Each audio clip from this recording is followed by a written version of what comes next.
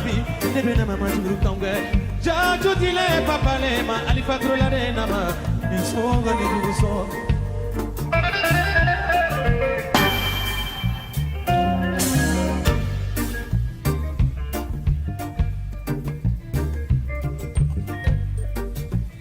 sanna ya su number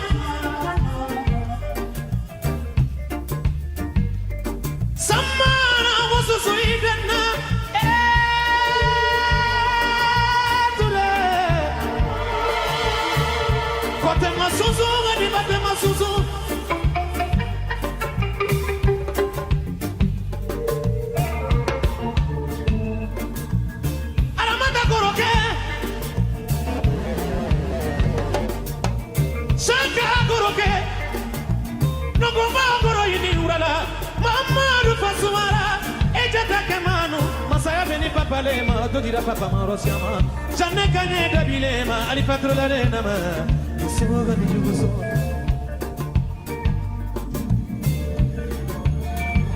Ikere tureka, naminata se kujone masake, alale no.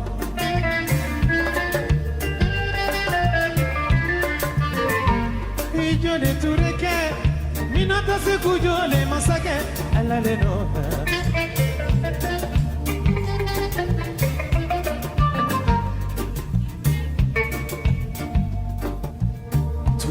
Mande morir.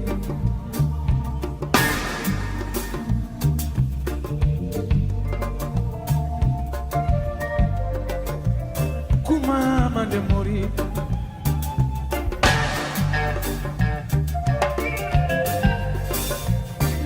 Jana mande morir. Si se mande morir.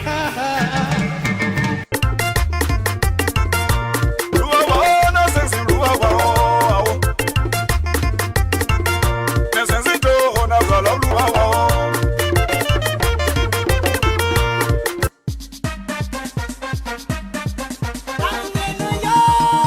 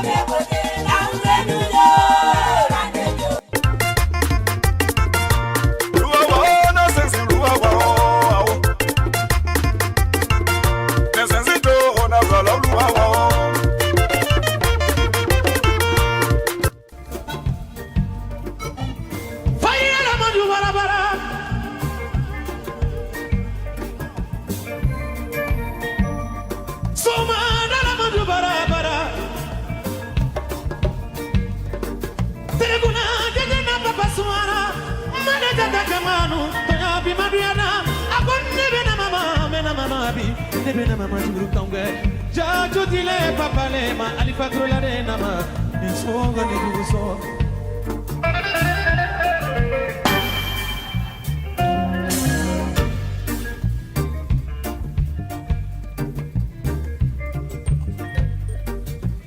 sanna ya susui de namba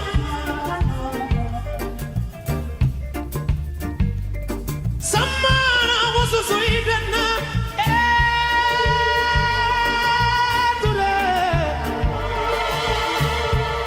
Masuzu, gani bate masuzu.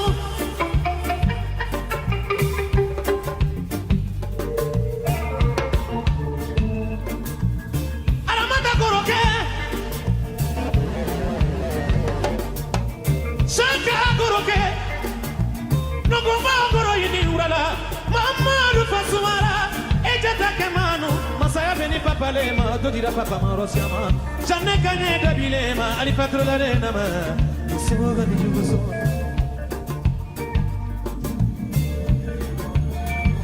Ijone tureke Naminata se kujone masake Alale no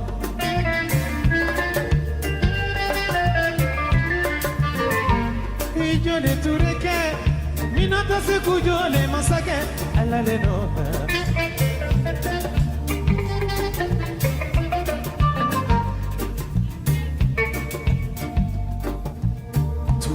Mande morir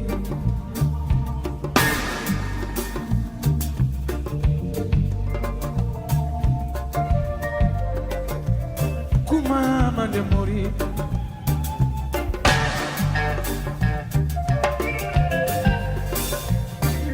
Jana mande morir Si se mande morir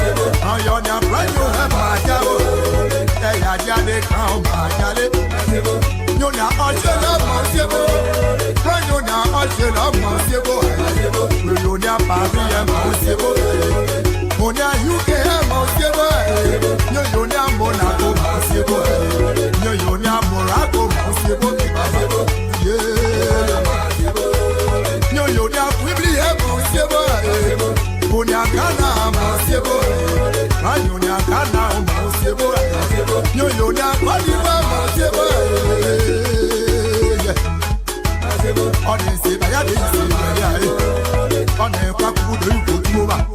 Papa Boum, Dada Kotuga, Moyaila, Yoswa. Ayonia la vira Mayao, Papa Mayao, Papa Mayao, Papa Yaja de Kamayale. Money to your pool, Mammy, I just so radio. Muno to your pool, Mammy, I just so. Sibaya de Sibagado, radio. Mayao, Papa Mayao, Papa Mayao, Papa Mayao, Papa Maya, Papa, Papa, Papa, Papa, Nabuyo, Papa, Mayale, Anubebo, ya not to rock woman, I can't so. Sibaya de Sibagado, radio. Mayao, Papa Mayao, Papa Mayao, Papa Mayao, Papa Maya, Papa, Papa, Papa, Papa, Nabuyo, Papa, Mayale, Anubebo, ya.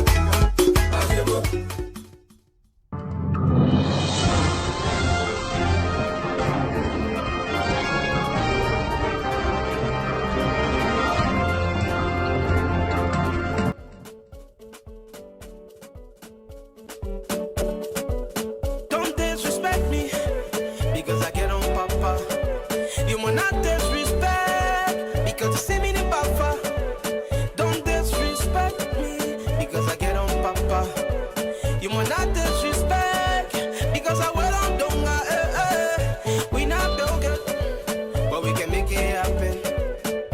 We not millionaire, but we can keep it pumping. We not build it, we can make it happen. We not millionaire, but we can keep it pumping. Alcohol, alcohol, back then alcohol. Alcohol in the building's on me. Back then alcohol, alcohol. Good evening, folks. Samson Tola, Brown Public Radio. I want to thank all of you again for tuning in. It's a tough one in our own community, of course, and so we just have to bear it and say. I want to say something here very quickly, and these are not fine time. These are very difficult time. Our own brother Alex Yala, mom passed away.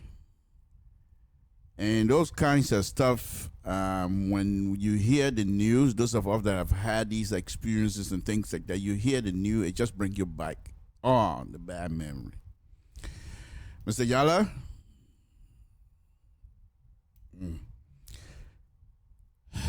What can I say? And our sympathy. It's a tough one. It's a tough one, very tough one, emotional involved. Because when these things happen, you think about your own mom as well. I've always said there's not that I don't like fathers, but I've always said there's any child that is not of good to the mom, that child most likely is not about ready to do good.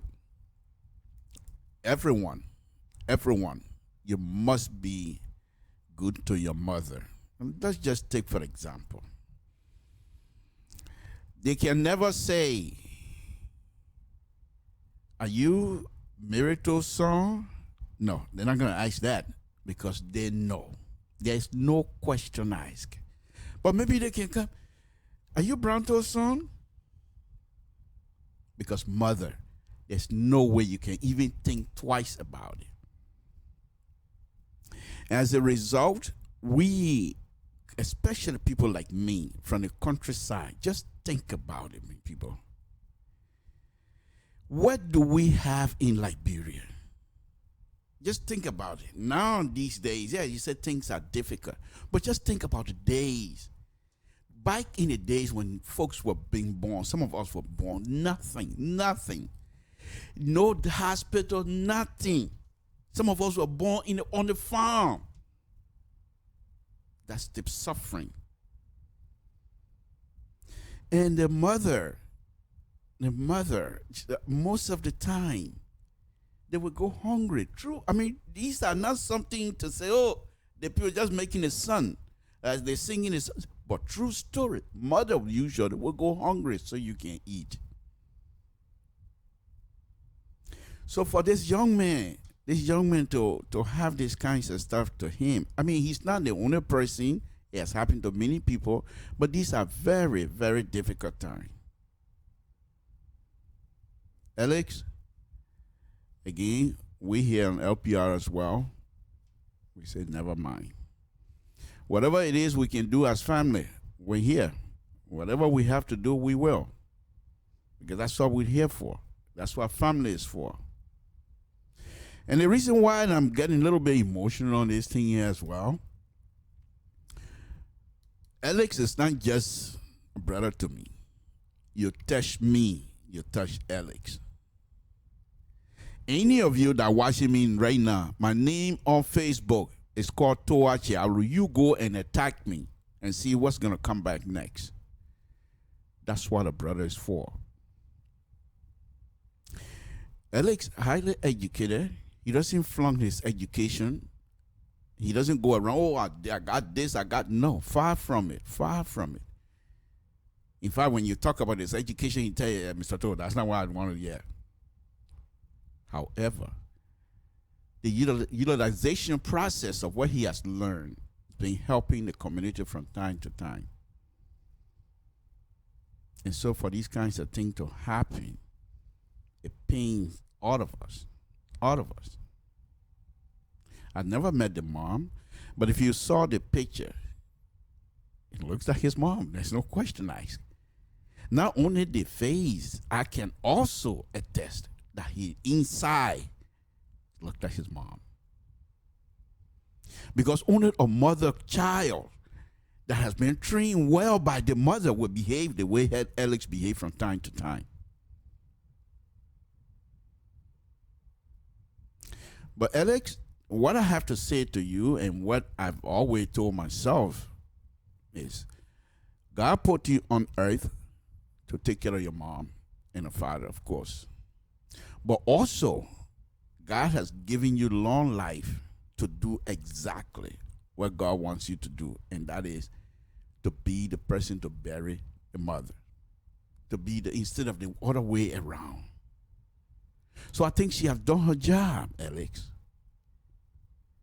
You're educated. What part of the world you think you're going to go? Besides United States, what part on this earth that you're going to go and you think you're going to suffer, my man?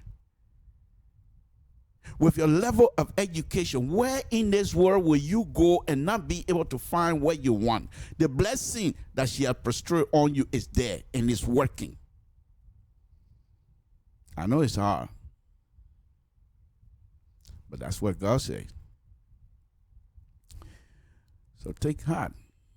Whatever we have to do as family, we're here. Whatever we can do, we will. So again, we express our sympathy. And may her soul rest in peace, of course. It will. Have to. She never hurt anybody's child. My understanding, her door is always open. You're hungry, you go in there, you will eat. Even whether you say hello or you say hello, say you will eat before you get out. Then why will her soul not rest in peace with Jesus Christ? She has done her job.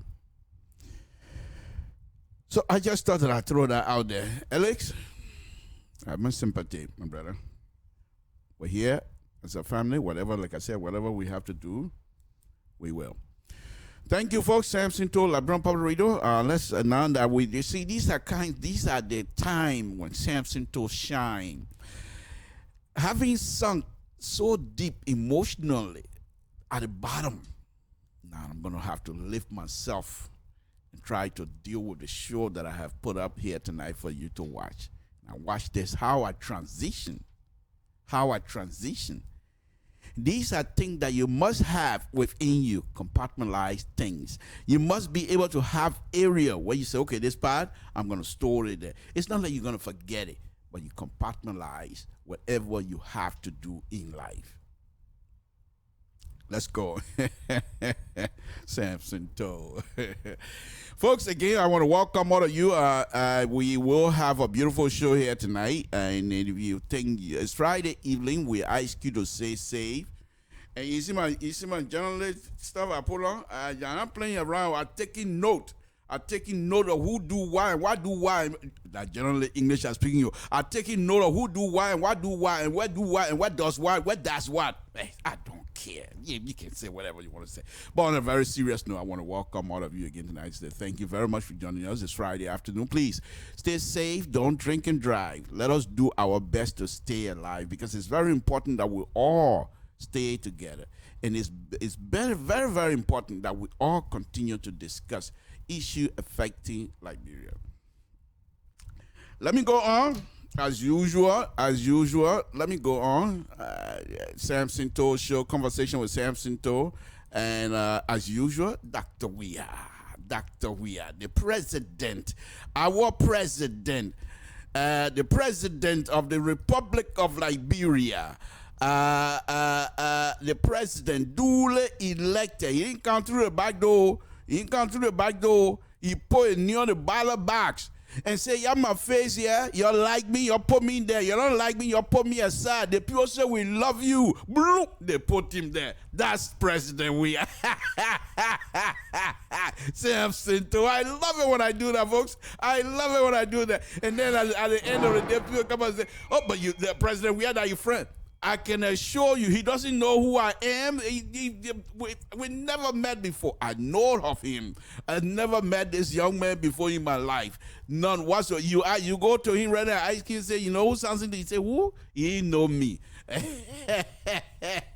anyway, I just like to do that. But anyway, let's go on. Let's go on, folks. Let's go on. That's Dr. Weah, President Weah of the Republic of Liberia. Now I'll show you his picture. Let's also show the video of Dr. Weah during the election, and then we will go on with my show tonight. It's all about the War Crown Court that definitely gonna be happening. It's gonna happen very shortly. So, but let me play this video where Dr. Weah during the campaign, the presidential campaign, when he was walking in the mud. Yeah. Let me throw one other thing. Do people, y'all always associate me with CDC. Let me throw one other thing in there. While Dr. Weah was walking in the mud, there was other people that were being carried in a hammock. People were carrying them on their bike because they don't want to walk in the mud. They want to be president, but they were on their bike. Oh, Samson Toe. They're going to kick me off the show tonight. I love it when I do that. I love it. So let me play the video. So don't come back and say, "Why are you always playing the video?" I'm telling you. Because while Dr. Weah was walking in the mud and telling people, "God, give me my steak, I will walk." Some people were towing them on their bike because they don't want to walk in the mud. Allah. Okay, let's play it. Let's make sure you do that same thing for you so you can hold.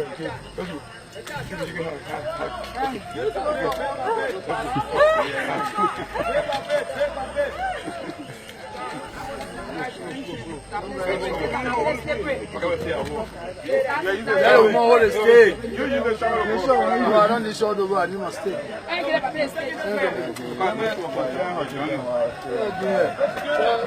What kind of junior not there before?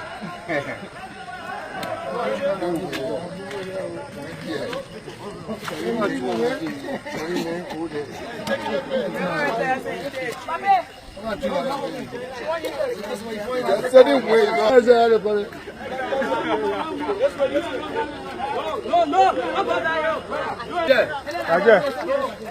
Instrument. Chonge to me.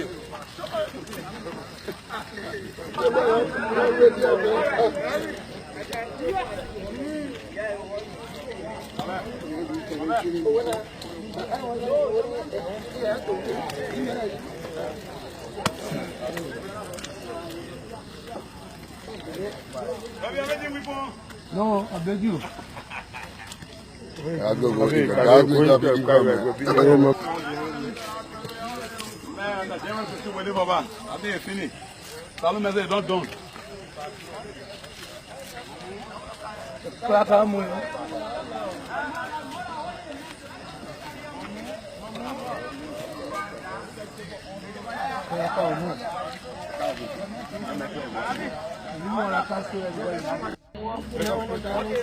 Let's make sure you do that same thing for you can hold.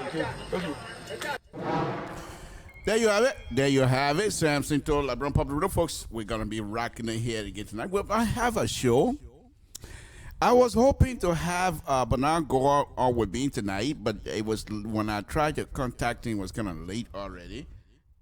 Because this young man, Bernard Gore, has been in the vanguard of the war crime code. When he started here, some of us were making joke of it.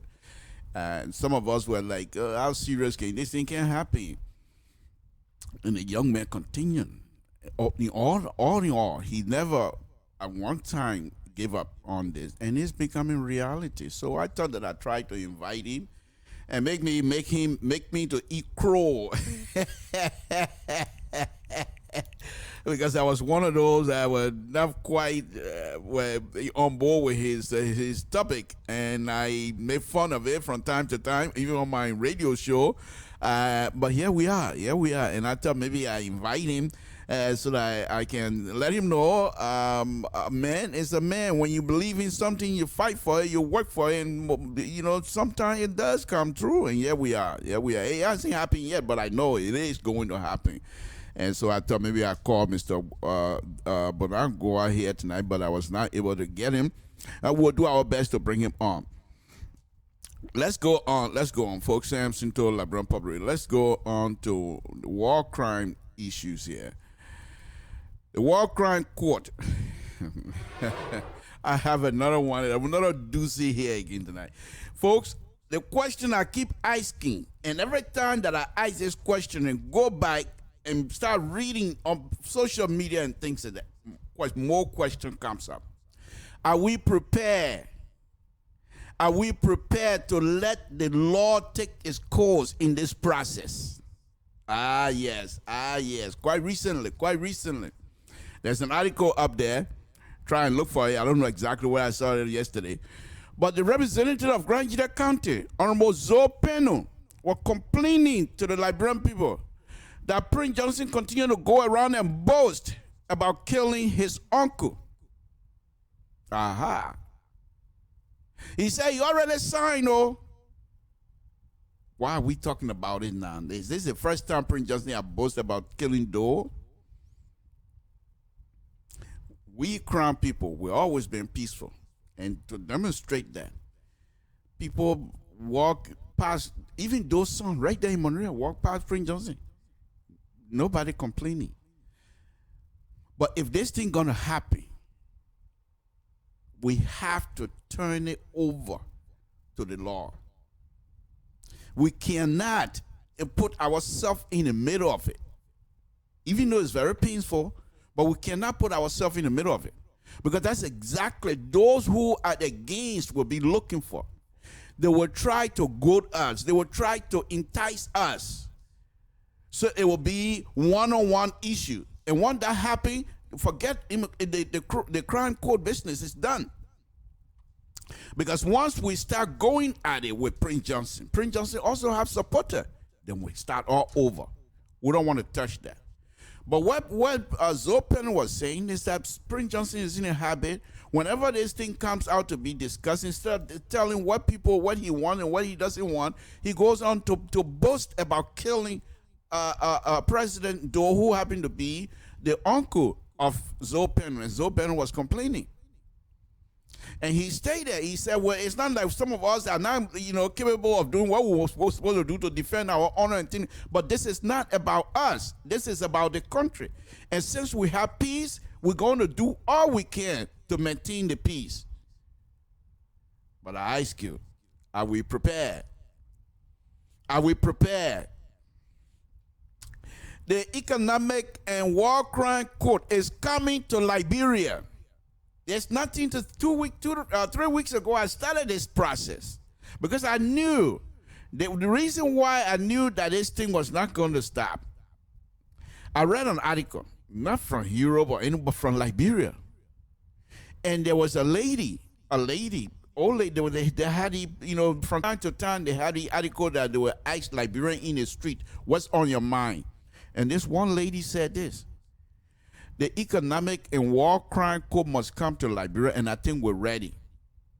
She said, and according to the people, I don't know exactly what the people, but she said that she herself suffered greatly. She lost, I think she said, 3 kids and a husband before her own eyes. And she said those who are the perpetrator of that particular crime are not too far from where she lives. They know her, she know them, they pass by each other every day. She said, but I have to put my hat under my foot. When Liberian men tell you, say, I put my hat under my foot, that's something big. That's not small thing. That's not small thing to take your hat from your chest and put it under your foot and stay on it. So, you know what that means? If you want to put it in English now, she's suppressing her emotions. And when I read that, I knew then that this thing is nothing going to stop it. And then one other thing I want to bring up about Dr. Weir. When I told you here on Wednesday that I was going to come out here tonight and talk about the speech.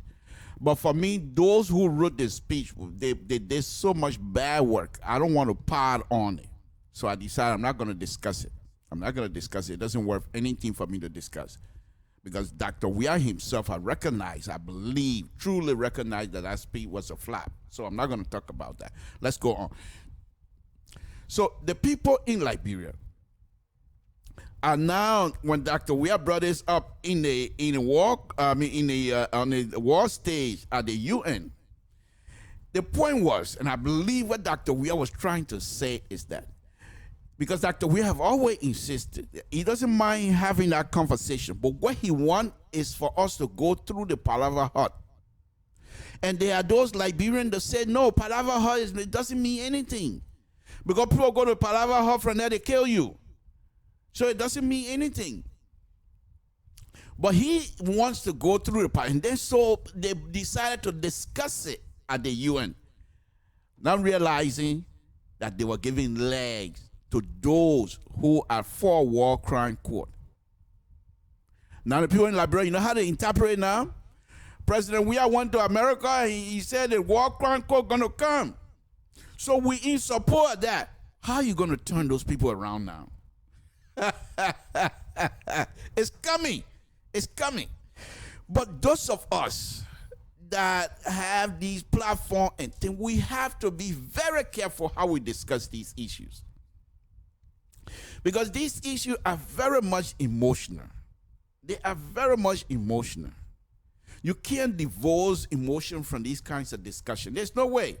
There's no way. Even me, Sansinto, who said they got mind or compartmentalizing thing, hey, I can't touch that one that much. So we have to be able to discuss it with honesty. We have to be involved. Emotion is going to be raw, but we have to be respectful. First, we must be respectful for whatever process that is going to be set up by the Liberians. We must be respectful. If you don't want to do whatever process is it, I'm sure Liberians going to find a way that you're going to have the opportunity to express your objection. You must be given the opportunity to express your objection to whatever it is that is being discussed. But at the same time, you must have with you 2 sets of objection or 2 sets of ideas. One is objecting, the other one is compromise. Because this is a group thing. This is a country. This is not town or something else. You're not going to get your way. Everything. You must be ready to compromise. And you must do so with respect. We have to engage each other on this. And this is why I keep asking the government, just like the protesting COP's June 7 issue. Again, they missed the boat and it almost turned sour on them. The government, that is. I'm saying it again, the government know this thing gonna come. The government must be ahead of this thing instead of finding enemy of the state like they did in President Weir. Did I say George Weir? Please, Dr. Weir, if you don't mind. What? Wait, sounds into. Drink again. Drink water again. You're more dry. And I said something. I said, Doctor, now you're talking. Where you come from with? Please, something to don't do that kind of thing in public, man. What wrong with you, sir? You doing that kind of thing? We're going to send you back to total. What wrong with you? But anyway, on a very serious note, the president and his people have to stay ahead of this conversation. These pay agents that on these social media talking all kinds of nyama thing, they're not helping us. Because this ain't going to come. You can't stop it. You can't stop it. The economic and war crime court is coming to Liberia. If the government is ahead of this thing, you will now solicit people's view. And through that, you will be able to weigh the positive and the negative. This is how you will be able to make informed decisions that will affect all of us. But if we start injecting enemy of the state in this thing, it's going to go south on us. Because here's what I'm suggesting. Let's just suppose the government is ahead of this thing. Continue to carry out information, discussion, having discussion in these counties, and what have you. And the county, people in the county will start making suggestions how to deal with it. And don't get me wrong. The very first time that conversation starts, it's going to be raw. But you, the government official, must be able to be in the middle of it. Because you're going to have victim and you're going to have so-called perpetrator. And the reason why I say so-called, because I wasn't there, I didn't see it. Okay, so let's get that straight. But we know victim. We know they are victims. And we know we know the people that carry it out. So now in the village, let's go back to Town. Let's go back to Town, and I will talk about Town tonight. And there are other family members that might not even be comfortable with my conversation here tonight. But I want to show you that this thing is not unique to just particular family. It's all over the country. Let's go to Town. During the height of the war, Grand Gita was being defended, according to the story. I wasn't there, my dad was telling me this. So Grand Gita was being defended. So when they got in Town, the army people got in Town, they said, okay, well, those of you that got single barrel will give you a bus shot. You know, the bus shot is the one that they call it fan shot. When you shoot it, the bullet go through, you don't even go far play, just spread it all out. And they have, what I know of those bus shot those days, in the town we have an elephant hunter, and what he used to tell us, he would go and melt the bus shot, you know, the little BBs, melt them, and then make them into one slot. And that's the slot he used to kill elephant. So they brought these bus shot, according to my father, and they decided, okay, those of you that got single barrel and things, that will give you gunshot, we'll give you the bus shot. So there were certain people in a town that a specific rule was set for them. I'm talking Town, my people. So my father was one of them. I'm not going to call name here tonight because I want to save some of the sisters and brothers that know the story. I don't need to repeat the names of those that are being affected. But they passed the rule. I will call my father's name because of me. And my brother and my sister, they didn't like it. Let them come to me. We'll discuss it. So they brought 4 people. My father was one of them. They said, we're giving, in fact, the other people, then they gave them two bus shot each. My father, they gave him 1. They said, when it's too much for you, you must shoot yourself. That's what they told him. If you can't, but don't run, don't get out of here. You must be the last person. True story in Town. They say you must be the last person to leave this town because he was being guided, and I'm not going to go into that. But let's just talk about it. So in my family, we got cousins. 2 of the cousins was in the army. One of the cousins worked closely with Joe. There's no question asked. The other cousin was also working, but he was pretty much rough and he was fighting. He would go to the front, come back, and make sure his mom and my father and everybody in the town safe, because when he goes out, when they're having a meeting and things like that, who will collect from Town to kill, as soon as they see him, they'll stop. And at night, they will come and collect few people from Town and go carry them to the water side. Folks, I don't care. I'm going to say it. Carry them to the water side and kill them. So there were two people out of the group that were doing it to. There were two people that were left.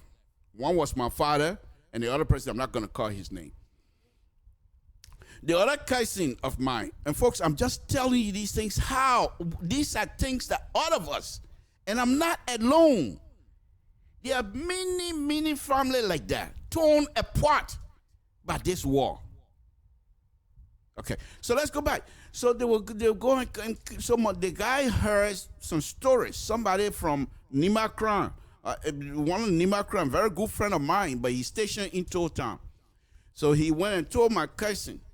He said, go tell Brown Toll, they're coming for him and they met tonight. So the man said, my cousin said no. He said, but they will send your other cousin. He the one going to be ahead. So, okay. So they gave him assignment to go behind Total. I think they said it was Town, somewhere like that. So he went. When he came back, they were in the process of collecting my father and this other man. In fact, the other man was already in the car. So he got there. He said, what Brownto doing in the car?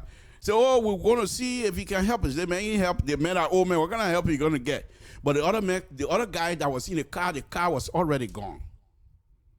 He couldn't save him. He died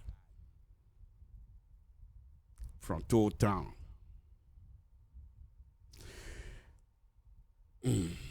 Okay. We'll talk. And these are things, folks, that you don't just rush into this war crime court. We have to do it, but it must be done fairly. So anyway, this guy, my cousin now, the next day, he asked my father, do you have any kinds of gun to my father said, yeah, this is what he gave me.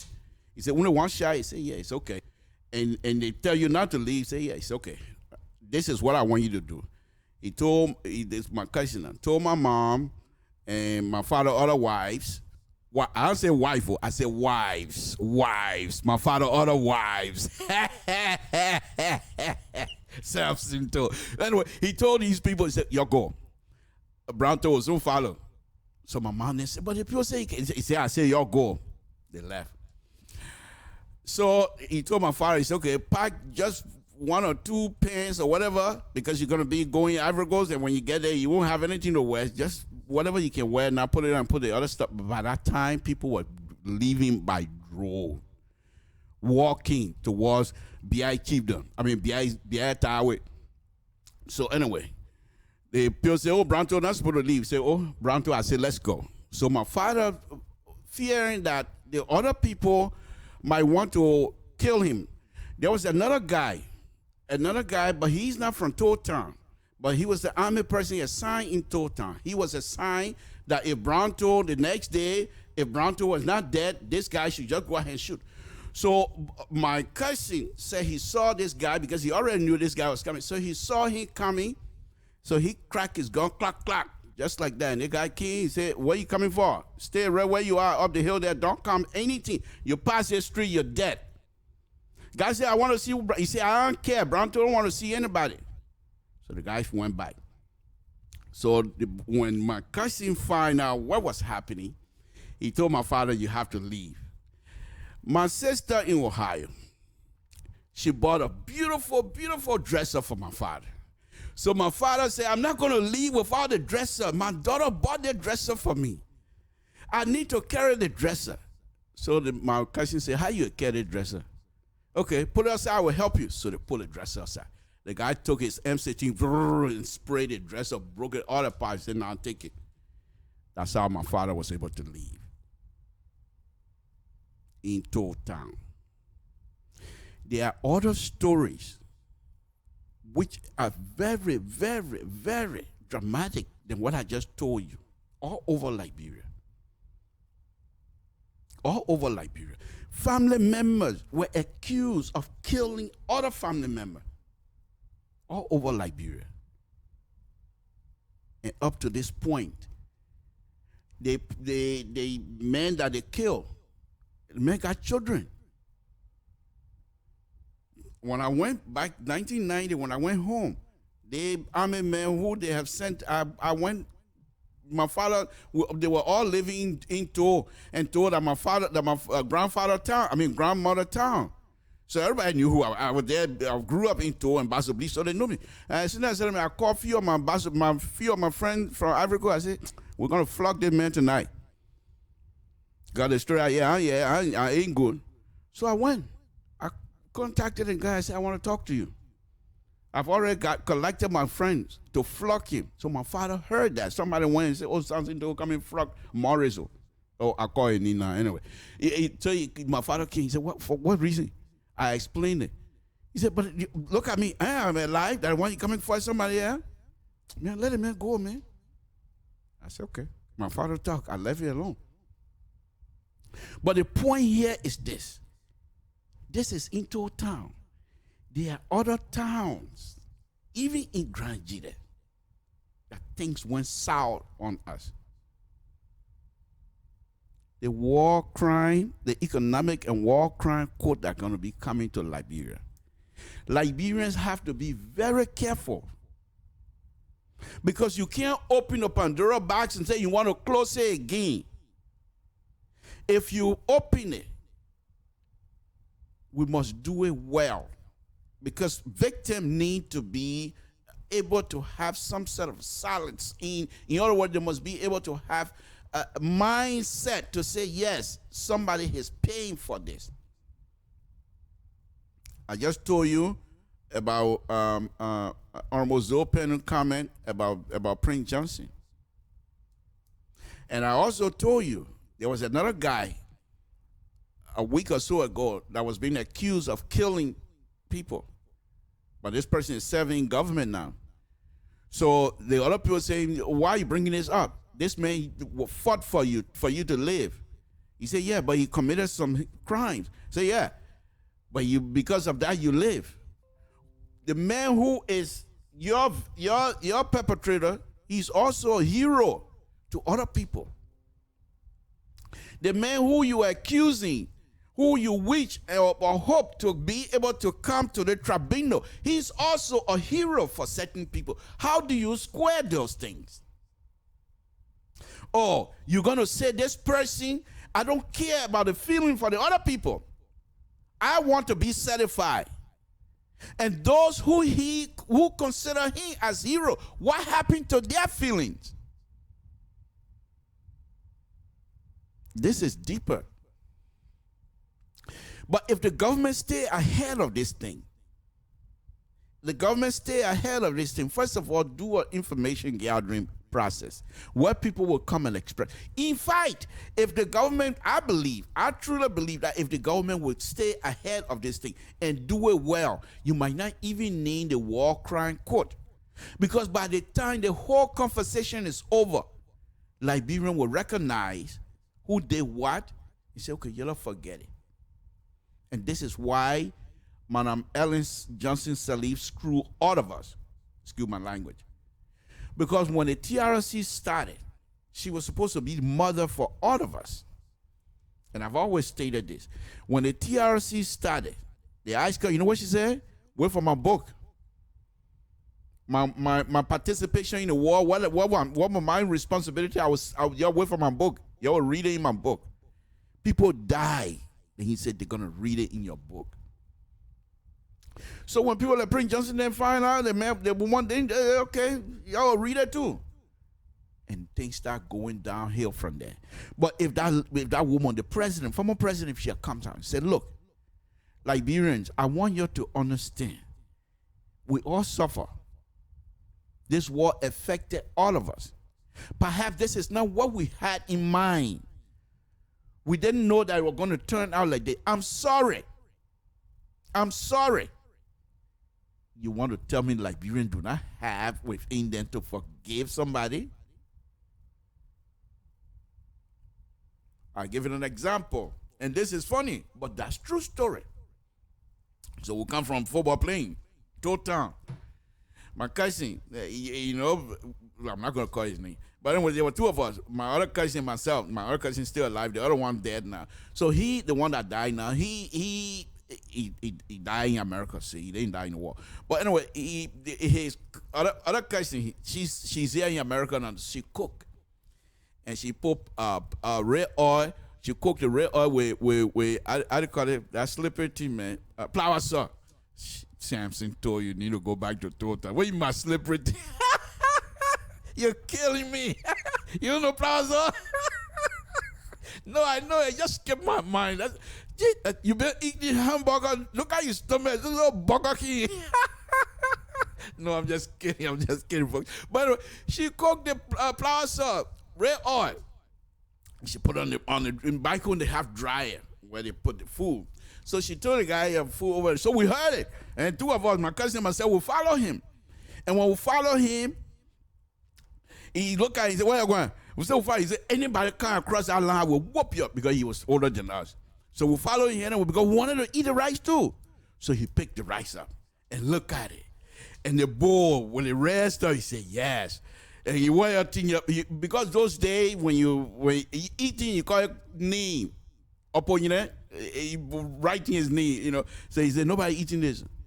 And as he turned to my cousin and myself to talk, the bowl in his hand with the red palmer slipped on the ground, face down. And he looked at it right. He couldn't eat it because it fell on the ground all over in the sand. He looked at it right, bent on his knee, and shook his head. And he called both of us. He said, "This story that happened here today, if I hear it from any of you, I will flock you."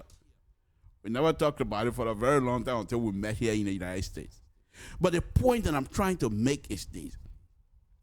People that are emotionally attached to certain things, it's hard for them to go. But we Liberians, it's easy for us to say, let's forgive each other.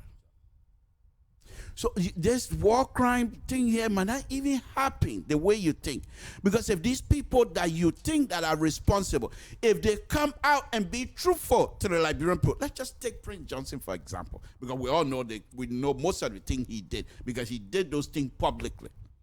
And he comes out and said, "Look, my Liberian people, first of all, I'm very sorry that this thing turned the way it did. But I didn't get up one night and just say I'm going to go kill Liberian people or go start war. It started somewhere. I don't want for us to go revisit those things. First of all, I want you guys to have it within you to forgive me, because what I did in this country was bad. But at the time, I thought I was defending my people. But there's no excuse for me to do what I did. And truly, truly, truly reconcile with him himself what he did. And then come out publicly to apologize. Prince Johnson and most of the people in Liberia have been living in Liberia for over 12 years. He's been senator. But those are the kinds of stuff when you do. Prince Johnson, senators will stand in public and apologize to Liberian people. It will go a long way. Then the other little children, then the general here, and they also come and apologize. You might find this thing might not even go anywhere.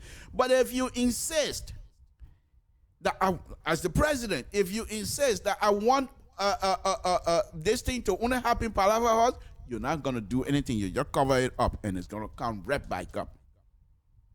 This thing is deeper. This thing is deeper. So the question then again, if we're going to continue with this, to say, yes, we're going to do it, what are some of the processes that we're going to put in place? Let me show you one other stuff. Just yesterday, I saw this on Facebook, and I thought I need to show this for people to see. This is the chief, and this thing take I think about 15 minutes or so, and I'll play the thing in its entirety. The chief for traditional chief in Liberia, he came up and was saying some interesting thing. And he being the chief, these are kinds of stuff, and you will hear English. That means these are things people back home in the villages I've been talking about. I told you guys before I bring him on, Let me just give you one other story about me. There's a town in Nima County called Groi. Maybe I'm not pronouncing it correctly, so please forgive me. But this town, when I was little, very little, my mom and I were traveling to Monrovia. So back in those days, you have to pay house taxes. So it just happened that my mom asked my dad, what's the receipt? Because she knew about Groi. There were 2 or 3 places on our road. One was Groi, Ganta, then nothing. The second place, very difficult, very hard. They call it Carisburg. At those days, our people back home, they call it Kissy Boy. Yeah, that's the name that I know from Total, Kissy Boy. Oh, you just stop to Kissy Boy. And then the other place where you always stop is the President Farm. Because they got all the animals. And I used to enjoy it. Of course, I was afraid of some of them. In fact, not all, some of them, I was afraid of them, but I wanted to see them. So when we got in, I think it was in Total. I think it was in Total. Don't please, it's been a very long time. Almost 200 years ago. But anyway, but the point here, people used to pay taxes. So this chief is saying, if you want us to pay taxes again, hot taxes and what have you, you must establish the economic crime and war crime court here in Liberia. That way, if we pay our taxes and anybody eat it, we know what will happen to that person. He also said we don't want to pay taxes and end it all in somebody's pocket. Don't take it from my mouth. Let's watch the brother here, this chief telling us. Samson told LeBron Public, I got this thing here, and the group is Progressive Alliance Movement, and let's listen to him. Samson told LeBron Public Radio. Thank you. Honorable Keitans, good. Parliamentary or parliamentary, and my deputy,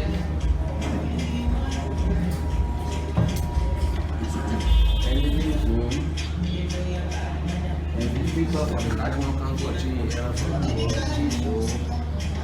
my mother Keitans, my mother Keitans, all my workers, people working together, and my Chichi police, and the speaker from River says, Honorable Yapas, I tell God, thank you. And my daughter, who here, let God help all of us. Amen. My security, I can't forget about you. Just standing here, look at me. That you made me before I did. We say, Baba, everybody, and our mother who dancing for us, my mother who sit down, look at me. We're working the council and the operations. My daughter who on the peace dealing in the affair. All of you, I tell you, thank you. I tell God, thank you for today. The good thing where the people bring here, they don't bring it to me, they bring it to the 15th county. Because I was to my home, I decided the problem we have in the country here costing $1. Increasing leaders, and I look at it, we don't certify. I can't hold meeting with my people. I say need for all to call the 15 countries for them to come. So we can have conference.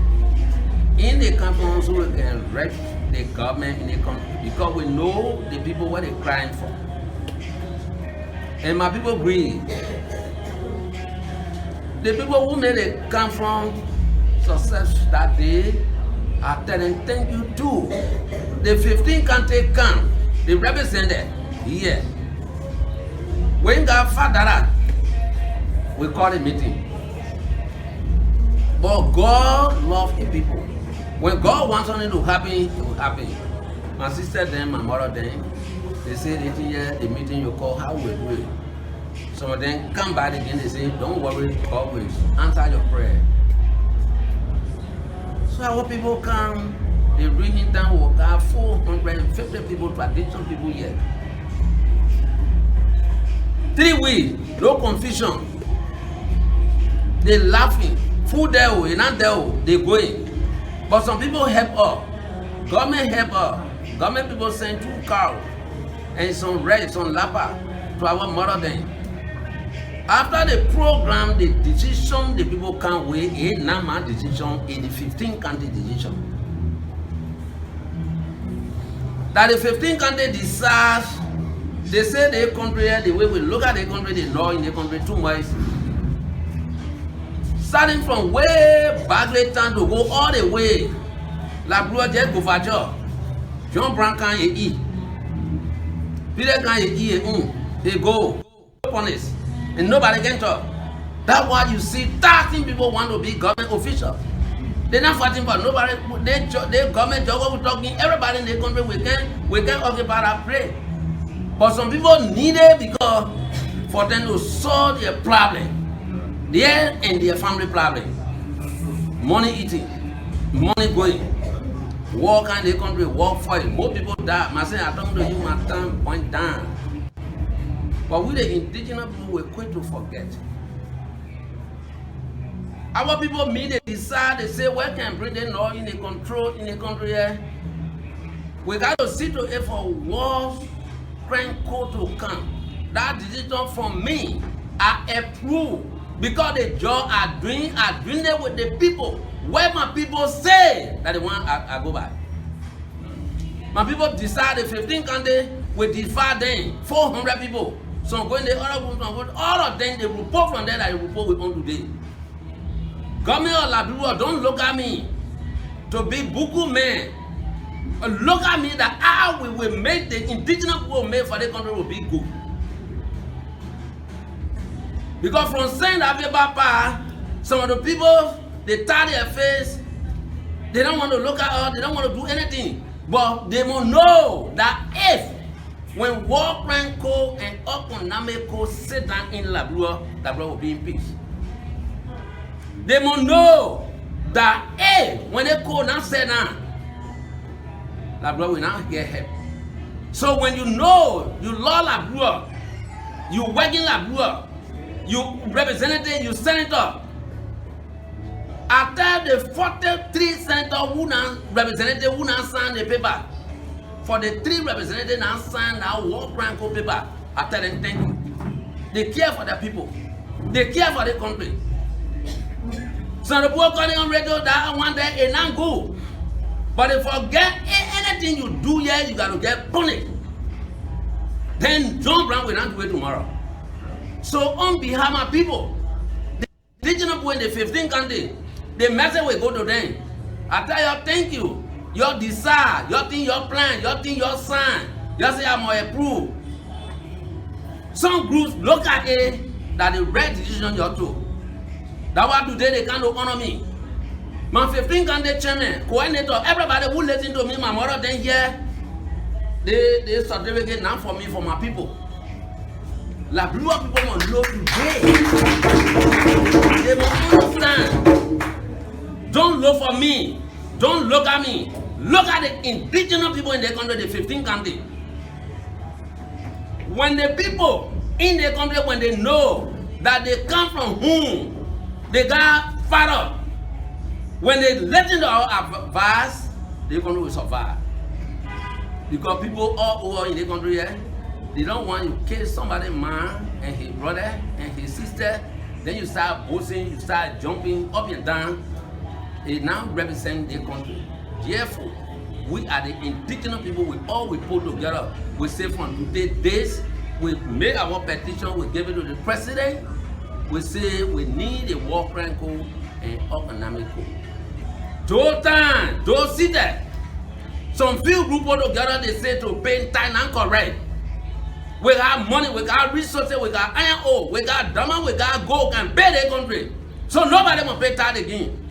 But they forget that all the taxes, when you say nobody will pay, country without tax against time. They forget that the diamond and gold what we got, we ain't got nobody to buy in LIBERIA. They forget that we don't got two to do the iron ore. Allah, they country have no money. So my people say to help the government to make our country survive again. And to help the investor because they broke that then pay the money. That's why they bend hard to make the country hard. Because the money what we pay for, even at $10, all the value we got when we pay every month, I think LIBERIA will survive. For LIBERIA to go outside to take loan to come to hang the debt on LIBERIA. You better time finish when you go, say LIBERIA will be in debt.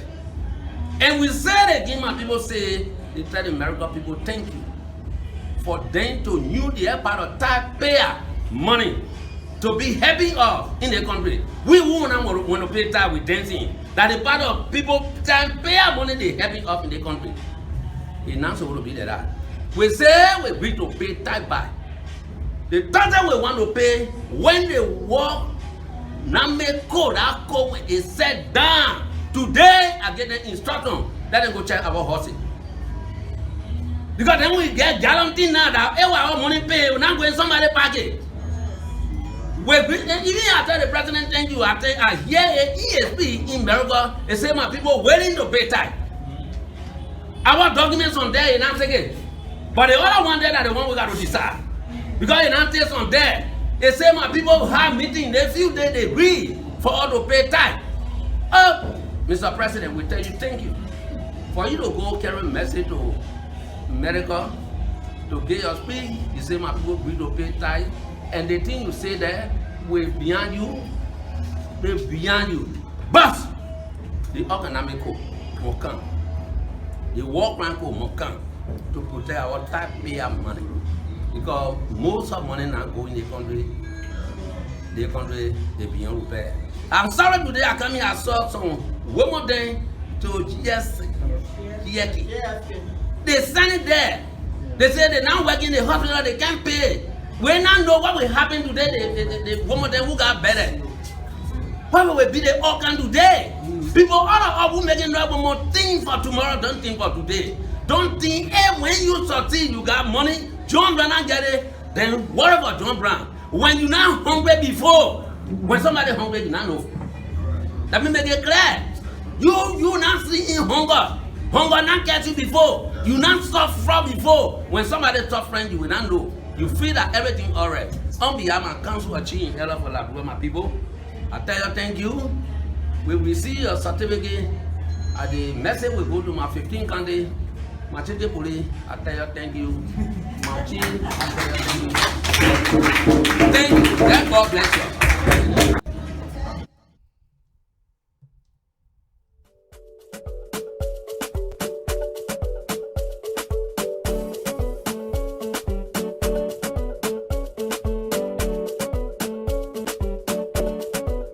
Don't disrespect me because I get on papa. You will not disrespect because you see me in buffer. Don't disrespect me. Again, folks, Samson told LIBERIA Public Radio. I want to welcome all of you again. Say thank you very much. You just heard the chief himself. This thing is coming. This train, you can't stop it. And what do you need to do? The best thing you can do is to seriously stay ahead of it. Stay ahead of it. Because there will be people that will try to even tie the president into the war. We all know the story. But if people are not informed, if the people are not informed properly, the rumor bell going to be going. And you have people with the president, they really don't care. The only thing they care for is themselves. And you heard the man, you heard the chief. Ever since Barclay time, every time, everybody, all they want is to come and chop and go, gobble chop, he said, chop and go. They just eat. Everybody come in, they want to get out. And he's saying, we don't mind paying taxes. We don't mind paying hot taxes and what have you.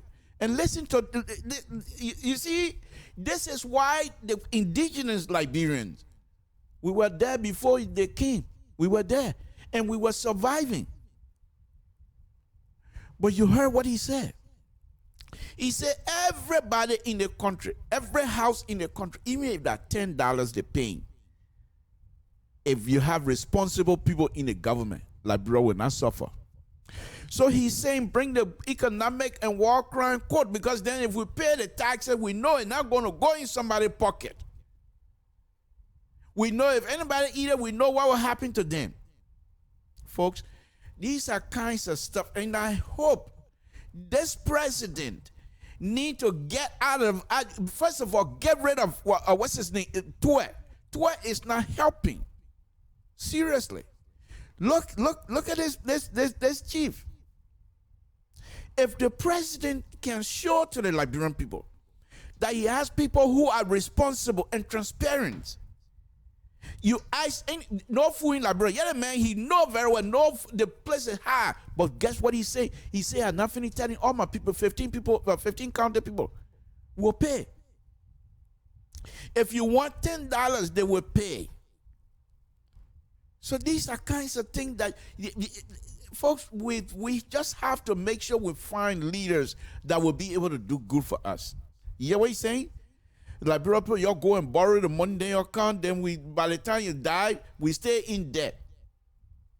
He said, if you're not hungry, you know how your hunger feel in you. You will never know what the other person say when the person say, I'm hungry. But doctor, we all grew up in hunger. Why would he not know what hunger is? But there are certain people that are just bent on feeding themselves. Don't care for the other. It's not going to last. It's not going to last. You heard the man, he called Barclay. And some of you don't even know who Barclay was. I mean, don't even know who Barclay is. Whether Barclay is a senator or a president, most people don't even know that. In fact, I don't know that either. I know he was president. But those are kinds of stuff that we, the Liberians, need to engage each other. You hear what the man say? He said, when we gather, we just curse each other in the country here. And all the things we have been saying, that's exactly what he just been saying. We curse each other. For what reason? You come to an intellectual forum like this and have a discussion. Samson told Liberian Public Radio folks, we're here again this evening. The war crime court is going to come. And I will make this, I will be talking about it for some time to come. Because it's very important. My issue is I'm not afraid of it. First of all, if they're going to accuse me of anything, so be it. I would say that none of us that are alive or of age that would say I never participated in the war. Even though during the war, I wasn't in Liberia. But the fact that I was with a group collecting money to feed our people back home. Why if that thing, people say, oh, and you send money for breakfast, and you send breakfast rice there for people to eat. Well, after the people got through eating, they were strong to go fight again. Am I not still involved? How can you excuse yourself as Liberian to say, oh, they were eating and myself, I'm inside? No, we are. However, I think the problem is those who are fully responsible must answer. Must answer. And this is why this thing is getting to be a little bit issues. Okay, you're talking about bringing this economic and war crime to Liberia, and people that you're going to charge economic crime, sabotage, or whatever you want to charge them. What are you going to do? Are we going to go to? First thing is, let us make sure this thing, what I'm about to say, is not going to happen. You're not going to have Sasugu. Nobody going to play Sasugu. That will not, just forget it. You can't put Sasugu instance into eye and let him close the eye for like what he used to do back in total. It ain't happening. You can't come and put color in the fire and if color get hot, red hot, then you rub it on my hand and then, something told me hand, you guilty. It ain't happening. You have to go through the court system. And those that are occupying the position, the judges themselves, they're all Liberians. How do you do this? Who among us that is not emotionally invested in this process? Who? Who you think gonna say yes? I'm immune to this guy? No, we're all. But if we have the opportunity to have these kinds of discussions day in, day out, the more you talk about it, first thing is the more it becomes easier for people to talk about it, and then the better people will find solution. But we don't want to talk about it. The president came and talked briefly about it, but his thing is what he was pushing. If you read that speech and if you listen to it, what he was pushing is Palava Hut. And Palava Hut, Liberian people don't want Palava Hut. You have people that are supposed to be genuine to serve the president and the country. $16 billion. But up to this time, I have not even, besides the 2 reports, up to this time, I have not gotten, because immediately after the AG report from Liberia, the president set up a group to do more investigation. I don't even hear anything about that after that. The $25 million. Samuel Twe is not a slush. Samuel Twe is highly educated. He know money business. He's going to be captain of a team to do map up. Then he said, oh, yeah, the $25 million, yeah, you do what we want. That's why you want us to believe that Samuel Twe wipe his hand out of it clean and said, you do what you want to do with $25 million US. And this is what you guys want us to believe. When you do that, then your credibility level go down the drain. Then people, some of us that continue to promote the pro-poor agenda, find it difficult to do these things. Because you're not helping our own credibilities. Because if you are not credible, how do you want me to preach about you doing something good? Then the people going to tie me around you to say, oh, and that man correct, and you preaching for him. Then you also, you blame them? And these are the kinds of stuff some of us continue to face. The pro-poor agenda, folks, I keep saying this. If you read through it, it's such a wonderful document. But they don't even talk about it. They don't even promote it. You take that pro-poor agenda and go all the way up in the country and talk about ISP. What a pro-poor agenda? Oh, pro-poor agenda that for food. That's it. You're supposed to, by this time, the whole country must be able to understand exactly what this agenda is about. What are some of the things, what are some of the responsibilities that Liberians themselves are supposed to contribute into this pro-poor agenda? It's not the government alone, but they don't explain that. They want to go and find enemy of the state. Just like the president's speech the other day.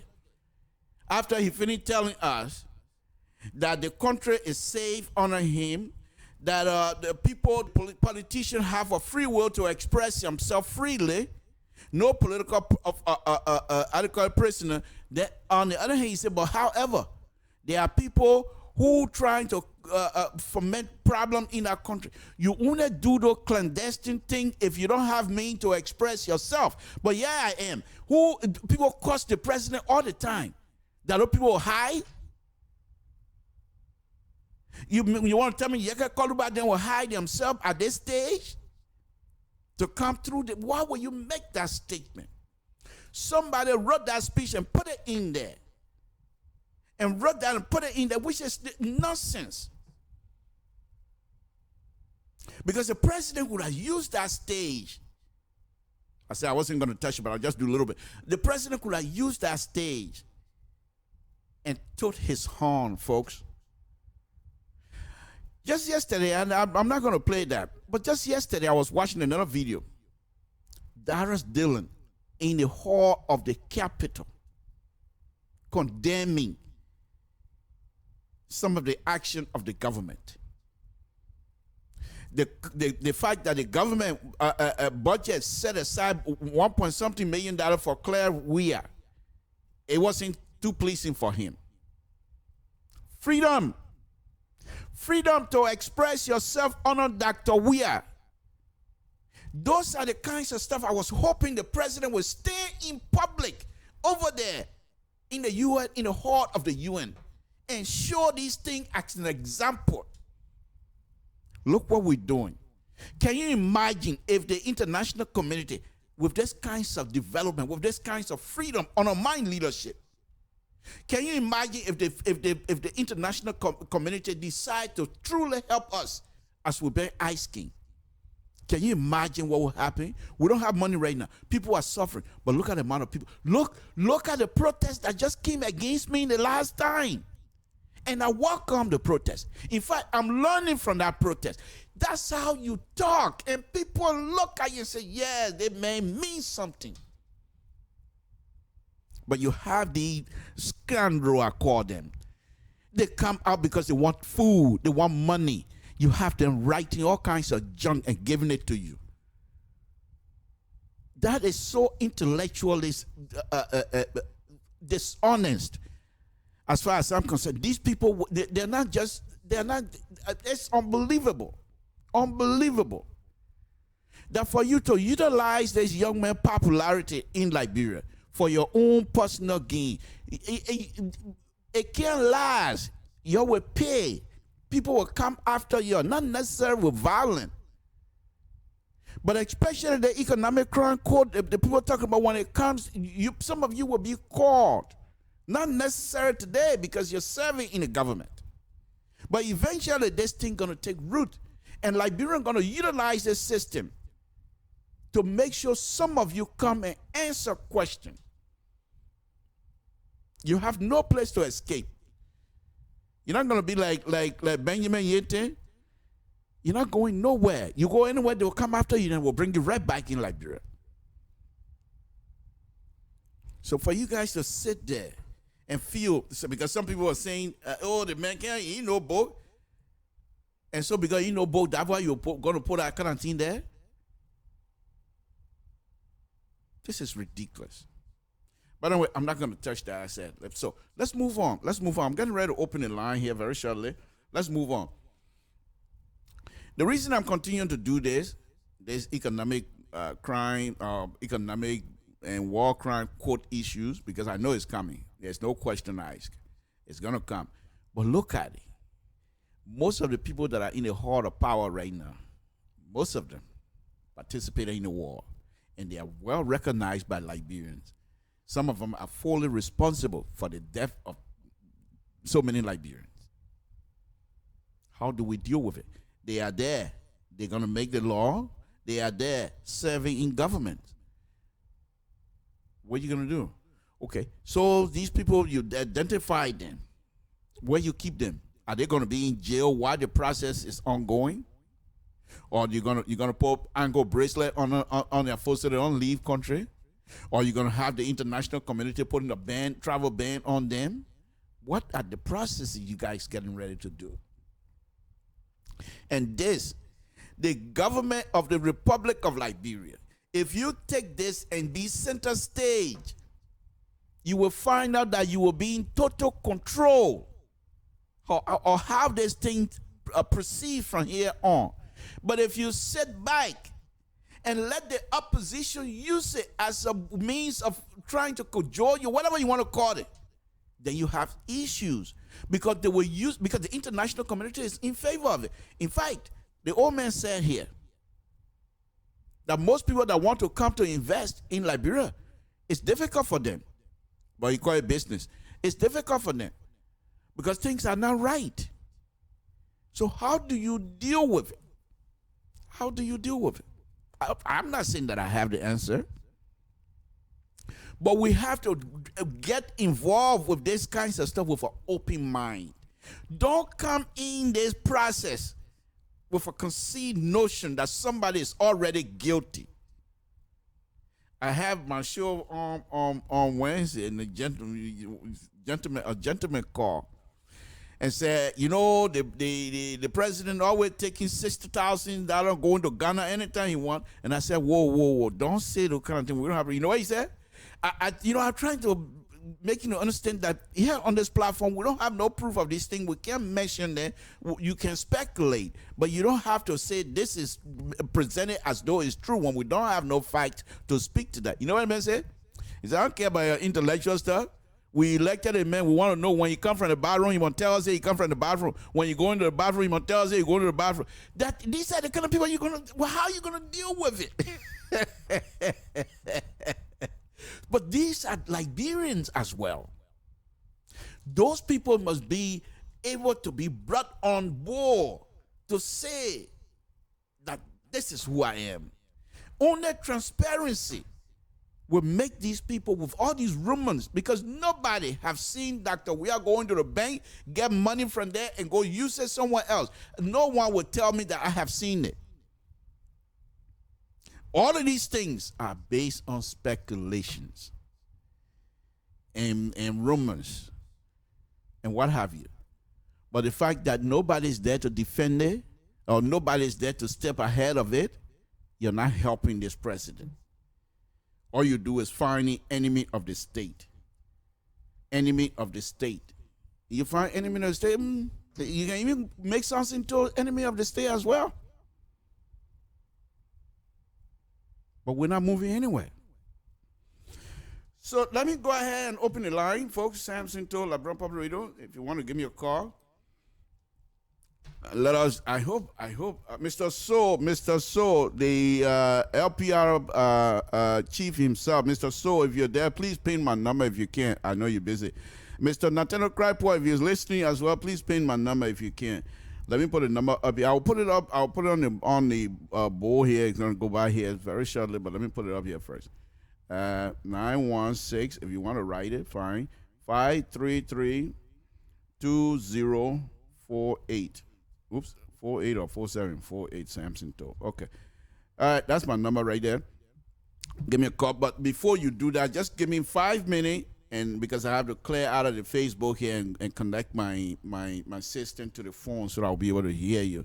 The only thing I will be talking blind, because I won't know because I have my earpiece from the Facebook listening, and now I won't be able to do that. And that's very difficult for me sometimes. But anyway, we'll work with it. We'll work with it. So anyhow, give me a call. Let me put this, while I'm trying to clear this thing out, let me just give you a little music here. Samson told LIBERIA Public Radio.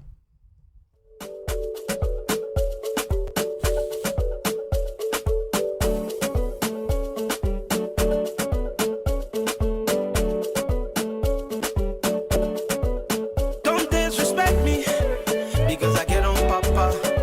You will not disrespect because you see me the buffer. Don't disrespect me because I get on papa. You will not disrespect because I will on donga. We not build it, but we can make it happen. We not millionaire, but we can keep it popping. We not build it, we can make it happen. We not millionaire, but we can keep it popping. I go, but then I go, and the build is on me. But then I go,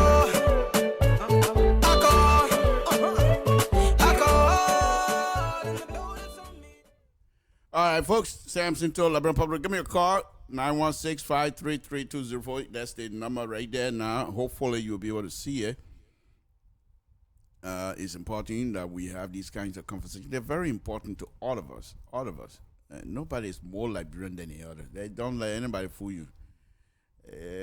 Even the man from Total, he's not more Liberian than any other person. But of course, I'm from Total. I should be. Now let's see. From Nima County, the bigger town in Grand Gita before you go anywhere is Total. I love it when I do that. So anyhow, give me a call. This is a man from Total, folks. Samson Toe on a very serious note. Give me a call. Anyway, let me go on while I'm waiting for a call. I think I'm ready. Mr. So, could you please test my system here and give me a call if you can, if you're less busy? Because I think I have it on, but I know it's still on. So let's continue with it. Oh boy, my son. You're killing me.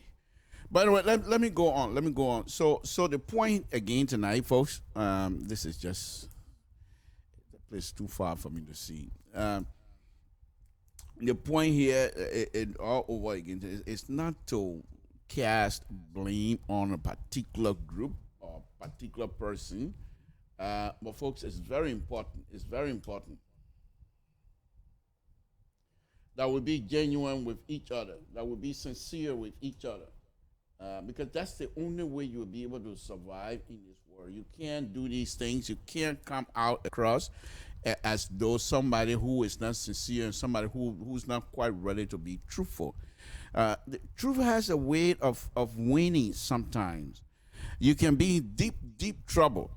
The people, oh, they want your power. It can't be easy. But when you tell the truth, you'll be surprised what God will do for you. But if you try to lie, you just won't believe what will happen. And that's how it is. That's how it is. Excuse me 1 minute. Let me try. I'm trying to get something else going here at the same time. So stay with us. Samson told LIBERIA Public. Okay. Here we are. All right. So let's see. Okay. I'm trying to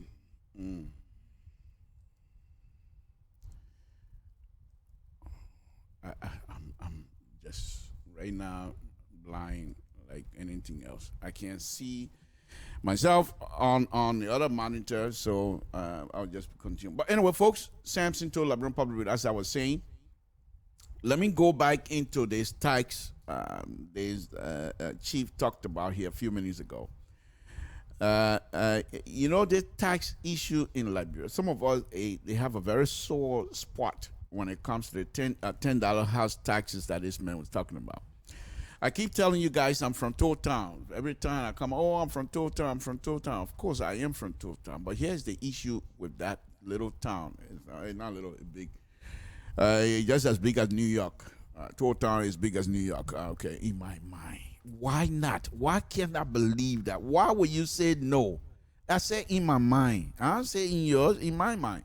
But on a very serious note. So growing up in Toll Town, Toll Town was a chiefdom seat for BI chiefdom. BI chiefdom we have clan, I think Classen clan, BI clan, and one other clan or so. But anyway, people used to pay taxes those days, and as they pay their taxes, the collector go and collect the taxes, turn it over to the parliament chief, and the parliament chief take it to Select Town, where the district commissioner resides, and then the district commissioner would take the money and take it to Zedro, where the county superintendent resides as well.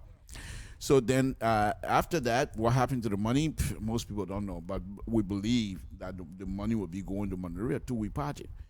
But that's not the point. The issue that I'm trying to raise here now is this, and I hope as the chief was talking about this money collecting taxes business, that I hope that Liberian will be able to understand that this tax issue in Liberia is not something people can just sneeze at.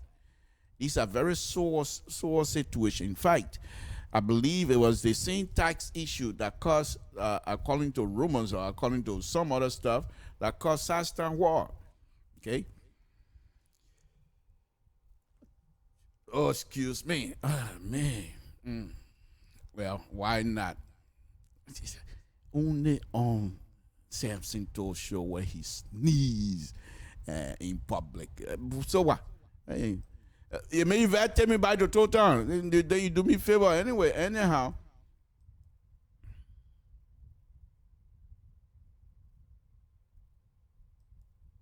Okay. So let's go down. Let me see. But anyway, the point is, in Toll Town, I know people are leaving because I can't see myself, but that's fine. You don't have to stay, folks. If you don't want to, you don't have to stay. So in Toll Town those days, and what I'm about, the story I'm about ready to give you is not unique to Toll Town. I'm sure it was happening all over Liberia, on the benefit of the two-way party. Okay. So in Toll Town, they have people you're supposed to pay taxes, but there are certain people in the town. Okay, there are certain people in the community that don't have the $10 to pay. And growing up in Toll Town, it was some serious issues, things that I saw. So if you don't pay your taxes in Toll Town, and they bring you to Toll Town, hot sun, oh yeah, $10. And then they bring you and make these pyramid rock settlement rocks. They make them into pyramid. Two of them, one here, one there. But they have 3 sets of rocks, and they make you kneel down over that. And they make you put your hand behind your back and look up in the sun. You're not allowed to close your eyes because the messenger there watching. You close your eye, he whipping you with rotten for $10. And you will be there for hours until somebody will come and pay the $10 before you get out. That's in Toll Town. They have another system in Toll Town that they have the two stakes. They tie them together. And then they put it on your shin, on your foot, and tie the other stuff. And they will tighten it. They have this the other stake that will squeeze that thing to your shin. And you will be yelling. I mean, you will hear the person. It doesn't matter what part of Toll Town you'll hear the person from the center of the town. Oh, they will kill me. And you hear those things in Toll Town, in the name, in the interest of the government. Taxes for which that ends up in Monrovia. Okay. Samson told LeBron Public Radio, what's your name, where you're calling from, what's on your mind? I wanted to respond to your comment about the taxes. Thank you. You. Okay, but you have to lower your background because you're also having another echo in the back. But go ahead, make your comment. As it relates to the crew war, it's not a rumor. So I think you have a lot of followers, so I think you should be mindful of what you say. Okay, thank you. It cost a lot of chiefs their lives, and a lot of people lost their lives. But what did I say? What did I say that you're trying to correct, my brother? You said rumors. Rumors about what? There was a crew war as it relates to tax. I didn't say, please let the video, the audio is there. I didn't say rumors. I said Southtown War. Did I not say that?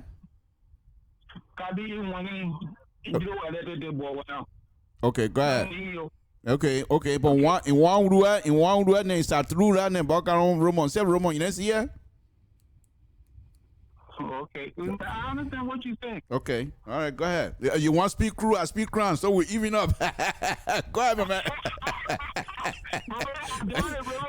Okay, you're speaking the grammar myself. What's the in crown? Wait till I because in America, I don't let all go back in the dialect. But go ahead, make a point, my brother. Make a point. The point you're saying about people not paying their taxes and the way they were being punished. I witnessed that myself at a young age. But one thing you said, you don't know where the money went. Yes. As far as when it went from the one part of the county to one part of the town, or whether it went to Monrovia. Right. Most of that money, for example, within Grand Crew County at the time, or Crew Coast Territory, the money was split up between the paramount chief and the superintendent, or those who was his subordinate. Okay. Oh. Specifically, those tax money is supposed to go to county development or territory development. It never happened. Those were in charge of the territory or the county taking money. But one other footnote to that: if you didn't have the tax money, you either ended up brushing the road that people used to go brush farm. Okay. Are you there? Oh, he's gone. Okay. Well, so there you have it. So it's not, like I said, it's not unique to Toll Town. But just as I was saying, and they'll put that stick around your foot and squeeze it. You will stay there until somebody pay the $10. Now the gentleman is saying that in your area, the money didn't go to Monrovia. The money was split up between the superintendent and the chiefs. While in my area, I have no knowledge of that Because if that was the case, the chief in our town would have been rich, but I didn't see the man being rich. We all used to go on the same farm row and you used to brush. So I don't think he was rich. So most likely, I don't know what happened to the money. But the point that I'm trying to make is, if these people are going to bring back that system, the system that will allow people to pay taxes, hard taxes, if people have bad memories, some of us still alive, we still have bad memories for those things. Well, how are you going to do that? Those are things the government need to start getting involved. But for some reason, the government, people in the government, they're highly educated. I mean, degree upon degree. But for some reason, they're not just doing the kinds of stuff you were expecting to do. I'm not too sure whether that pace is being set by Dr. Weir to say don't do any kinds of information gathering or anything. Just let you go find the enemy of the state and I'll be happy. I'm not too sure. Because the 1 minute they'll come out and say, oh, the other person did the other person did that, the other person did this. Okay? So this is getting to be kind of old for some of us. Okay? So the point again is this, folks. The number is there, 916-533-2048. Wait a minute, let me check here because to make sure that I'm still on. Okay, all right, it's still on. But anyway, so the point here is, if we're going to do that, people will be willing to pay. Let me just push one little envelope here, and I'm getting ready to put my foot in my mouth here. Ain't no big deal. I can do that because I can only do it with my own librarians. I can't do it with somebody else. But let's just take, for example, President Dr. Weir is here in the United States, and let's just suppose that Dr. Weir, and I say suppose because I don't know, okay. And from their track record, I really don't know. Let's just suppose that they are very transparent. But from their track record, the transparency, I don't see it. That part, they can do whatever they want to do to me. I just don't see it. It ain't there yet. They coming. But let's just suppose they were very transparent to the Liberian people. And they come here. Every year, since the reborn of Liberia started 2005, let's put it that way. Every year, the road to the southeastern will cut up.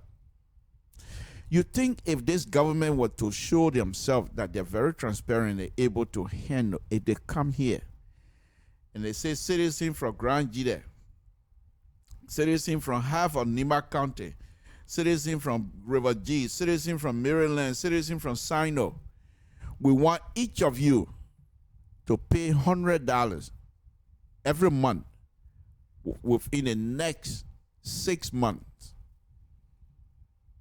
You don't think they're able to get money to build, to construct that road? You don't think they're able to get that kind of money from the Liberians here? I'm not saying all Liberians. I'm just saying the citizens from the 4 or 5 counties that I just named. People will be willing to pay. Why am I saying this? I am involved in our own Jida community, but the Jida community, the amount of money that people are paying, just within 1 year time, you have these little organizations. Well, they're not little to them. I'm just saying they're not sizable either. They're not huge. But these organizations, they have convention. In 1 year time, in the Jida community, based on these organizations, most likely, you're probably going to have 6, 7, or even 10 conventions. And most of the time, each of the conventions, people pay $50 to enter. And most of the time, each of the organizations, they mostly generate no less than $10,000, $15,000, $20,000. Okay? And that's just a little one. But I'm saying, if the people were to come here and say, we want to build our road, but here is a system that is set up for Liberians, because we're Liberian as well, for Liberians from the southeastern to trust. Put your money in here and we'll work with this. The Liberian from southeastern will be happy to do so. Why? let's examine this a little bit, and then I'm gonna be calling it quit here. It's Friday evening. I didn't get paid yet. I will get paid tomorrow. No, I can get paid tomorrow. Maybe next week. No, on a very serious note. Growing up, I think this young man that spoke here earlier, he said he witnessed some of the stuff. I'm sure he's from it because he started speaking Gribble to me. I said I turned it around, gave him one big crown too. He ran away from me straight. Yeah. But on a very serious note. Growing up in the villages, some of us, as a little kid, you always have dream. Your dream that one day, because for me, my own dream was to become, first, I wanted to be the district commissioner. And why was it that I wanted to be a district commissioner? Because I saw the district commissioner coming to Totown with a big hat.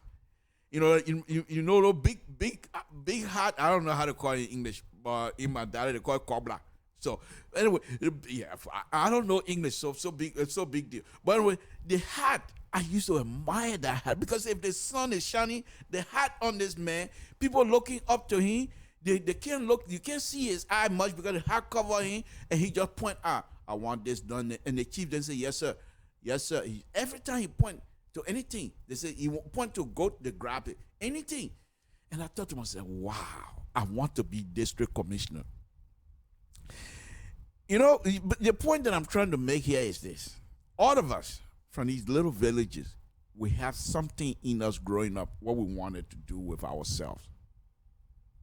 There are some that say, you know, I will want to build store in this town so that people will buy cheap from me so they don't suffer. There are some that just want to sit down in our town and build things. But look, let's look at reality. So some of these people are here in the United States. Some are making huge sums of money. They can afford it now. But the only place they can do something like that is in Moserado County, Monrovia, to be specific. Because from Freeport, they just go wherever they're living, they can build there. If it's raining, you can't take nothing out. So you're building a house, you're building something. You have to do it in stages because of the rain. When it's raining, you cut off. So you want to do business in Totown. You want to carry gas station. You want to carry certain function or certain business in Totown. That business must be seasonal. It cannot be year round. It cannot be year round because when it's raining, nobody coming to buy. The place is closed. The roads are closed. And even if you say, okay, I'm going to go to Monterey, buy goods and bring it back, you can't do it in the rainy season. So the person, I don't need to waste my time. And this is why I'm saying that if the government were to come out and say people from southeastern side were sincere, we want to build this road, some of us will be willing to do that, to pay. But we must have somebody who is credible. Transparency. And this is why when this old man spoke about this war, economic and war crime court here, they were sincere. People from over 15 counties. I don't know why I have in mind that Liberia has 16 counties. Maybe we do. Totown is a county. I keep all day, I've been thinking 16, maybe Totown. But on a very serious note, so we can do these kinds of stuff. But who do we have? Here in this country, those of you that live in the East Coast, on this one stretch between Philadelphia and Baltimore, certain time they will put they will put toll booth up. Certain time they will remove the toll booth. Those process, the toll booth and what have you, you pay and they maintain the road. That's another form of taxation anyway. But you pay and that money, they take it and maintain the road. So if you do something like that in Liberia, and you say, but who will take care of it? Who will keep the money? When are we going to even trust ourselves? For goodness sake, we got to get people from Nigeria or Ghana to come help and keep our money. You send people to the border to be collectors so that the revenue can come to Monrovia. They take it, they bring you half, or something, they bring you quarter and take the other one in their pocket. Why? Are they the only Liberians? People, you had an old man here. He said people are anxious to work for the government because they're not like they want work. They want work so they can get money and solve their own problem. Forget about the other people. This thing growing, they're festering, they're getting into the mind of the Liberian people. If these things are not resolved, you're asking for issue. And so these are things that some of us will continue to preach, especially given these kinds of platform that we have. It's a wonderful thing. And we'll continue to be peaceful, continue to talk with truth, my truth, that is. I hope that you accept it. And I love that young man that came here and challenged me, even though I didn't say that. Or maybe I did, I don't remember. But I know I couldn't say rumors because I know Side-Storm War history. One of my uncle fought in a war. We were in Bapa digging diamond when he was telling me the story. So I can't say the kinds of stuff about Side-Storm War. I have a Side-Storm War pamphlet here that I've been reading. A big article here about Side-Storm War and how the slavery was happening, sending people to Congo and what have you. So I can't say that the war didn't come about taxes. But the point here is this. Liberians are willing to help that country move forward. Dr. Weah need to clean house. Dr. Weah need to let these people go, friends or no friends. They're not performing, let them go. You've been in office now going to 2 years now, my brother. Mr. President, bring other Liberians. You got young Liberians, intellectual Liberians that are willing to work. And here's the thing about friend working with you. You can't fire a friend because you are your friend. But if you hire people like something told you don't know, something told me, man, I don't even know you. That's it.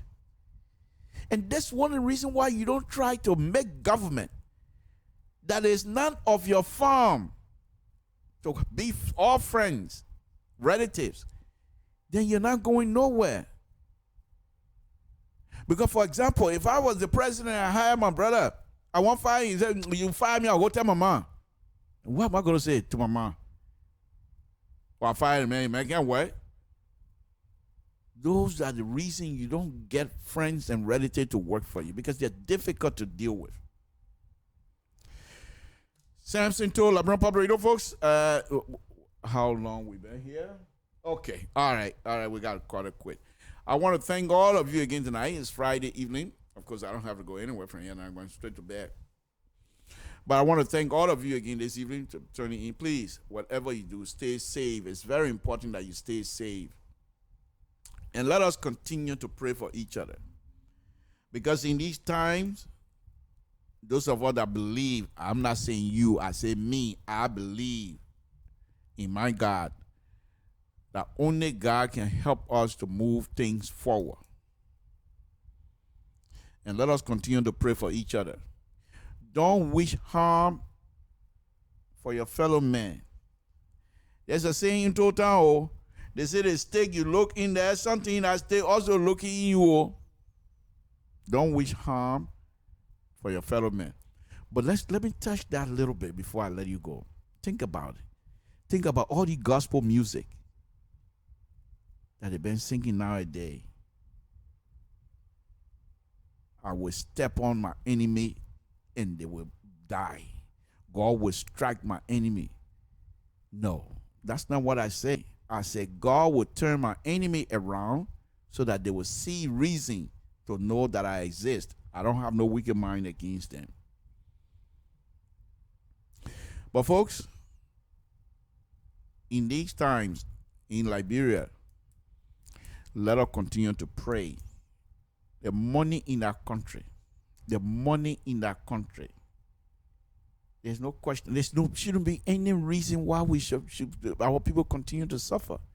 And the suffering itself is burdening the Liberian diaspora. Because we got to send money for family member to eat.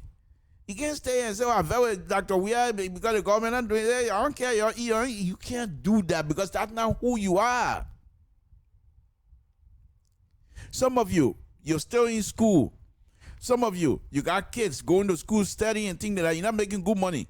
But every little money you get, you want to share with your family member back home because you cannot afford to eat good food while you're thinking in your mind that your brothers and sisters are not eating, because that's not who you are. As Liberians, we always care for each other. And that's why this war devastated Liberia, and that's why many Liberians were surprised. We can't afford to repeat that. Everything we do, anything we touch as Liberians, we must have consideration for other Liberians. Being president of the Republic of Liberia should not be the end of all. The fact that he was elected does not give you right to curse him. He's a human being like any other person, any of us. If you feel that this man is not doing the work for the Liberian people, there is certain thing you call constitution. Wait until what the constitution we all agree on set date for us to remove this person out of power. But you're going to do protest to remove? You're going to go out in the street, demonstrate to remove? Like I told Tom Wowoyu and the rest of the people back in 1985 when we had a meeting in Philadelphia, talking about the removal of Dole back in 1985. And I said publicly that while you're thinking that you can go and dislodge Dole, he also have people, he also have supporters, and you're going to clash with them. Back in 1985. And this again, I'm saying to all of us, let us find reason to compromise, to find common ground. Because if we don't find that common ground, let this thing escape out again, we might find ourselves being the weight of Somalia, because sooner or later, the international community is going to get tired of us. All they have to do is put a blockade. You come from Liberia, yeah, okay, you're not entering Sierra Leone. Go back in your country. You come from Liberia, no Guinea. You come from Liberia, no Ivory Coast. And the people put stiff resistance in your border. Where you going to go? We can't afford that. We're too intelligent. We're too dressy. You not see Liberian dress? You see how they look? Some of them, when they finish dressing, they think that the tailor said, the tailor that they are par. The coat, the suit fit them neat. Neat. When they finish cutting their hair alone, Liberian men and Liberian women, when they finish styling themselves, you would think, say, my goodness, this is Hollywood. And now we're going to try to throw all that away, because we are unable to find a common ground to move certain things. What is it that is so difficult for us? Why can't we find common ground to be able to help each other and move that country so we can enjoy each other? I'm talking about money in our country. Let's look again. When I went to Liberia, they got septic tanks all over the country, all over Liberia, all over Monrovia. The septic tank from those that I saw, they don't service those things.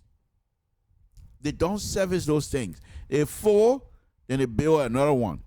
Can you imagine taking a service truck from here, vac truck, and vacuuming all the septic tank? You save the people money from rebuilding, from building another separate tank, by you cleaning the old one. You know how many dollars you can charge? That money. You will make money. Money in our country. But we must be willing to sacrifice. Not government job, people must make the government job to be like the people platoon job. Oh, you're working for government? What kind of money are you going to make? In this country, in this country, they look at you when you're working for government and say, people don't do nothing, man. Those are so lazy people. Private company, boom, boom, boom. They want it yesterday. Because their future and their income depends on each other. But for in Liberia, the people that are working in the country, their income depends on the revenue. This is deeper, folks. I'm going to leave it as that. We got more to go. We will continue to talk about the economic and war crime court. Hopefully, I will get hold of Bernard Goa, because Mr. Goa has been in the forefront of this thing here. And like I said, I hope I will invite him on here someday so that I can eat crow, because when he started these things, some of us were making fun of him and thinking, say, where you going to go with this thing here? Like, people want to know, say, well, they want to know where you might go. But what we didn't realize was the lady that was in charge, because of her involvement, she pretty much don't want to do anything with it. So anyhow, let me get out of here. I'm sorry that what's going on? Okay.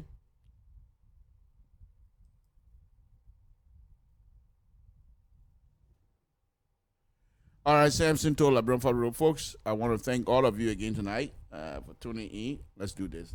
Let's give ourselves a little music.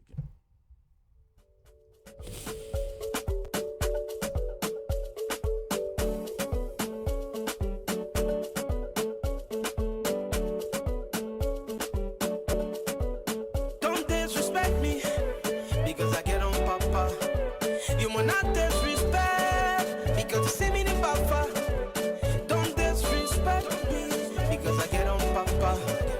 You will not disrespect because I will on donga. We not built good, but we can make it happen. We not millionaire, but we can keep it popping. We not built good, we can make it happen. We not millionaire, but we can keep it popping. I go, back then I go. All in the buildings on me. Back then I go.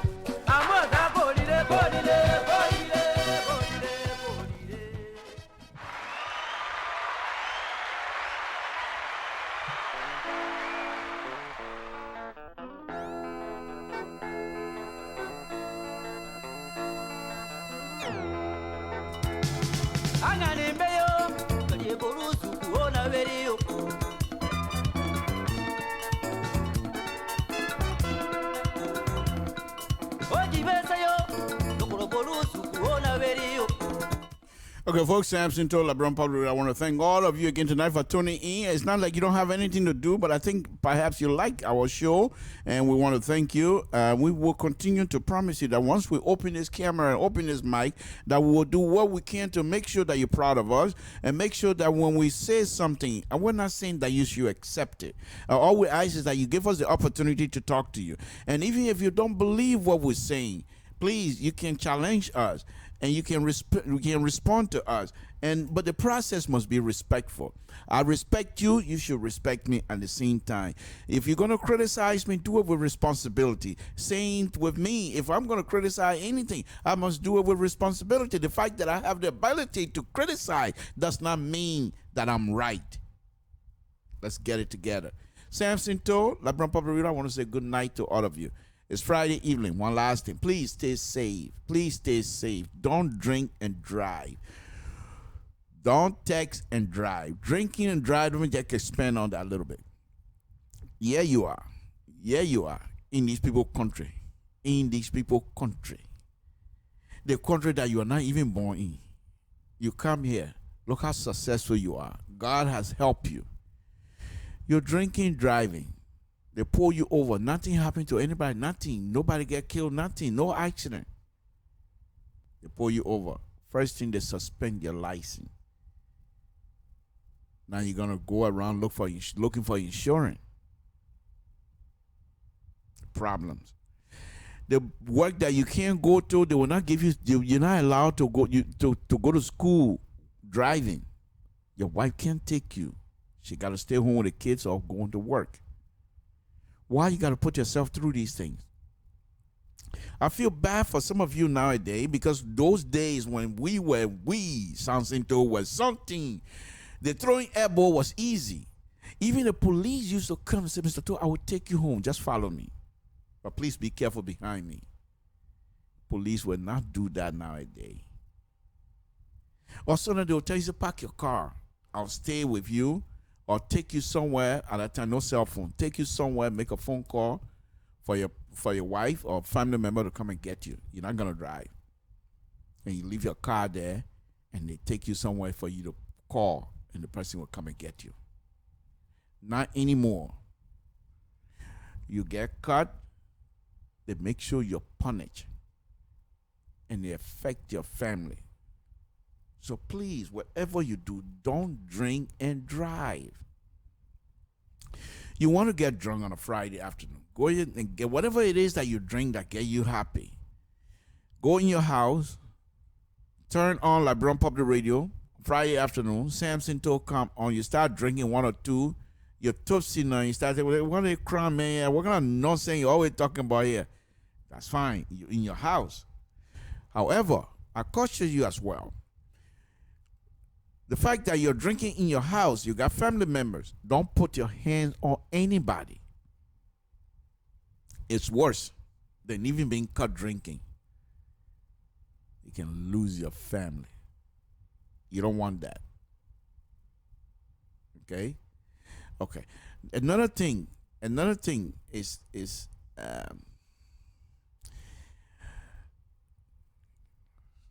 okay, another thing is you don't even need it. It's not necessary. But then, of course, it's easy for me to sit here today and say it's not necessary because I don't do it anymore. But when I used to do it, what make you think people would I will listen to anybody? I give you an example. You know, they are senator. They call him Senator. What's his name? Milton Tiaji. Milton Tiaji used to go to Kent State University. At that time, at Kent State University, they have Milton Tiaji, they have Gabriel Nimland, and a few other Liberians were there. So I was living in Canton then. I used to visit him, but I was throwing airball. So I borrowed a album, musical album, record player, from one of the Liberians that night. And then when I got in the car, I decided, no, I don't want to carry this stuff because I got to come all the way back to Kent. And I decided I went back, but by that time they have already left. So I said, okay, let me just leave it with a next door neighbor. So I left it with a Chinese guy. So the next day, about a week or so, I came back. The guy said, "What happened? What my record?" I said, "Oh, I left it with a Chinese. I mean, I left it with somebody here." I started knocking to the Indian man door. I knocked to the Indian man door. I said, "What record I gave him, man?" He said, "You didn't give me no." I said, "Oh, I want to about your Indian people. You're full of nonsense. I was nonsense. You used to do like, bro. What made you think I gave you record?" I started blasting at the guy. Through the commotion, the Chinese man walked out and said, "What's going on?" So we explained. He said, "But here's a record." Samson told. True story. So Milton TG goes, "Samson, liquor not good for you. Don't drink again." I just told her I brought that up. But anyway, folks, but on a very serious note, these things, you can't do those things nowadays. So why even bother? Nowadays, you get in little trouble. And here in America, one little trouble, it lasts with you for 10 years. It will affect you for 10 years. So my advice to you before I close this evening, especially those of you that continue to watch and tune in here, we appreciate you doing that, because it's not like you don't have anywhere to go but to turn to Samson to making fool out of himself and what have you, but because we respect each other, and that I appreciate that. So I just want to leave the safety tip with you. Don't drink and drive. These things are costly.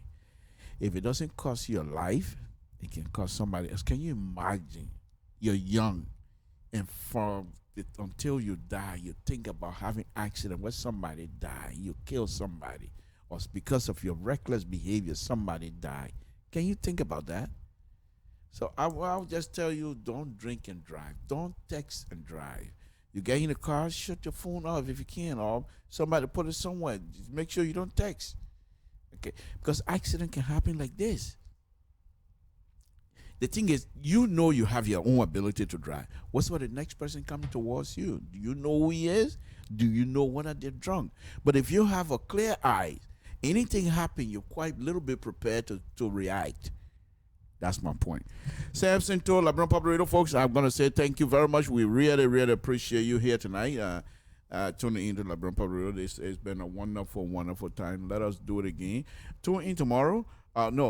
Sunday for Freedom Watch with Mr. Francis Zionso, who will come out. Usually get a reporter from Liberia to report on what is happening back home. I want to once again welcome the president to America. Hopefully, Mr. President, that you're having a good time here in America as well. We want to thank you for your performance at the United Nations, even though I don't agree with some of the statement, but the fact that you were there to represent me, I'm just proud. I'm very proud, and say thank you for doing that for us, because you continue to put Liberia on the map. You continue, even at this junction, you continue to fight and put us on the map. That we have to recognize, even if we don't agree with you, but we must thank you for your effort. We must thank you for making sure that things, Liberians are recognized all over the world. You did it in your youthful years. You're doing it again in middle age. Hopefully in your older age, you will do more. Thank you very much. We appreciate it. Folks, Samson told LeBron Public. Good night. It's been a wonderful, wonderful evening.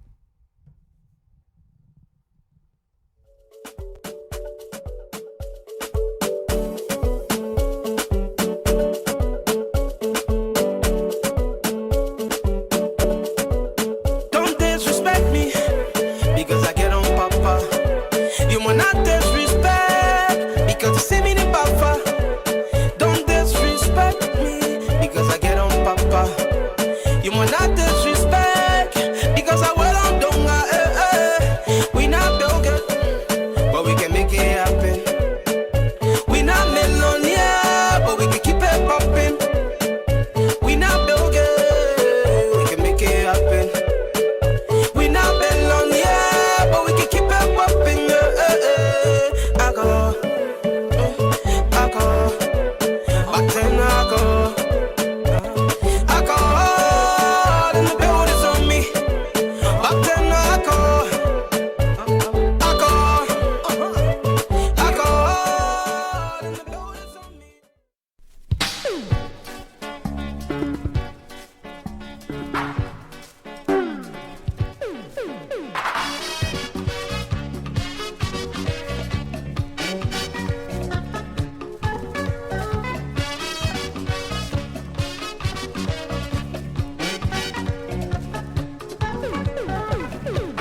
matipi enana monyo kakora kanama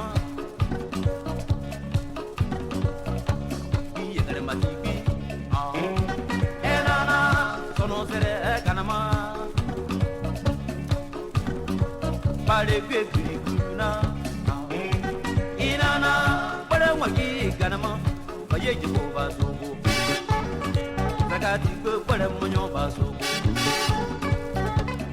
lokuru basogo zakati ko pare monyo basogo tumo wana pare tumo wana korope otasingo tumo wana pare wagi tumo wana amoye bobere kana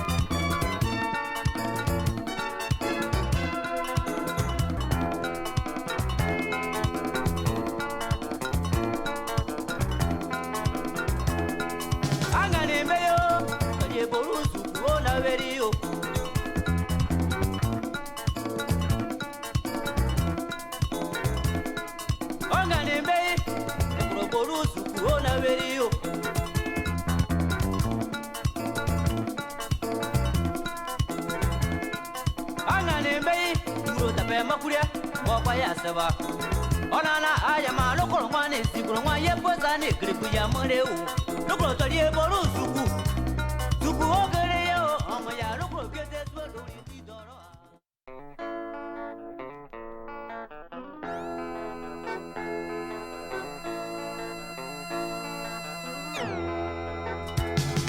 angane mbeyo toliye boru suku ona veriyo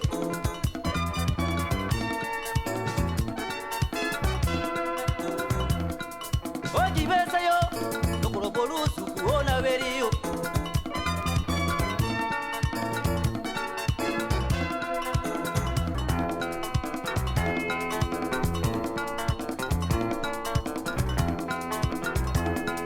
angane meyo kaliye borusu kuona verio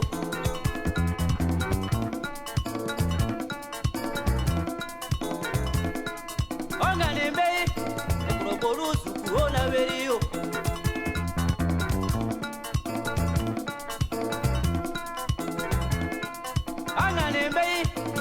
makuria baba ya seba onana ayama lokolo mwane sikolo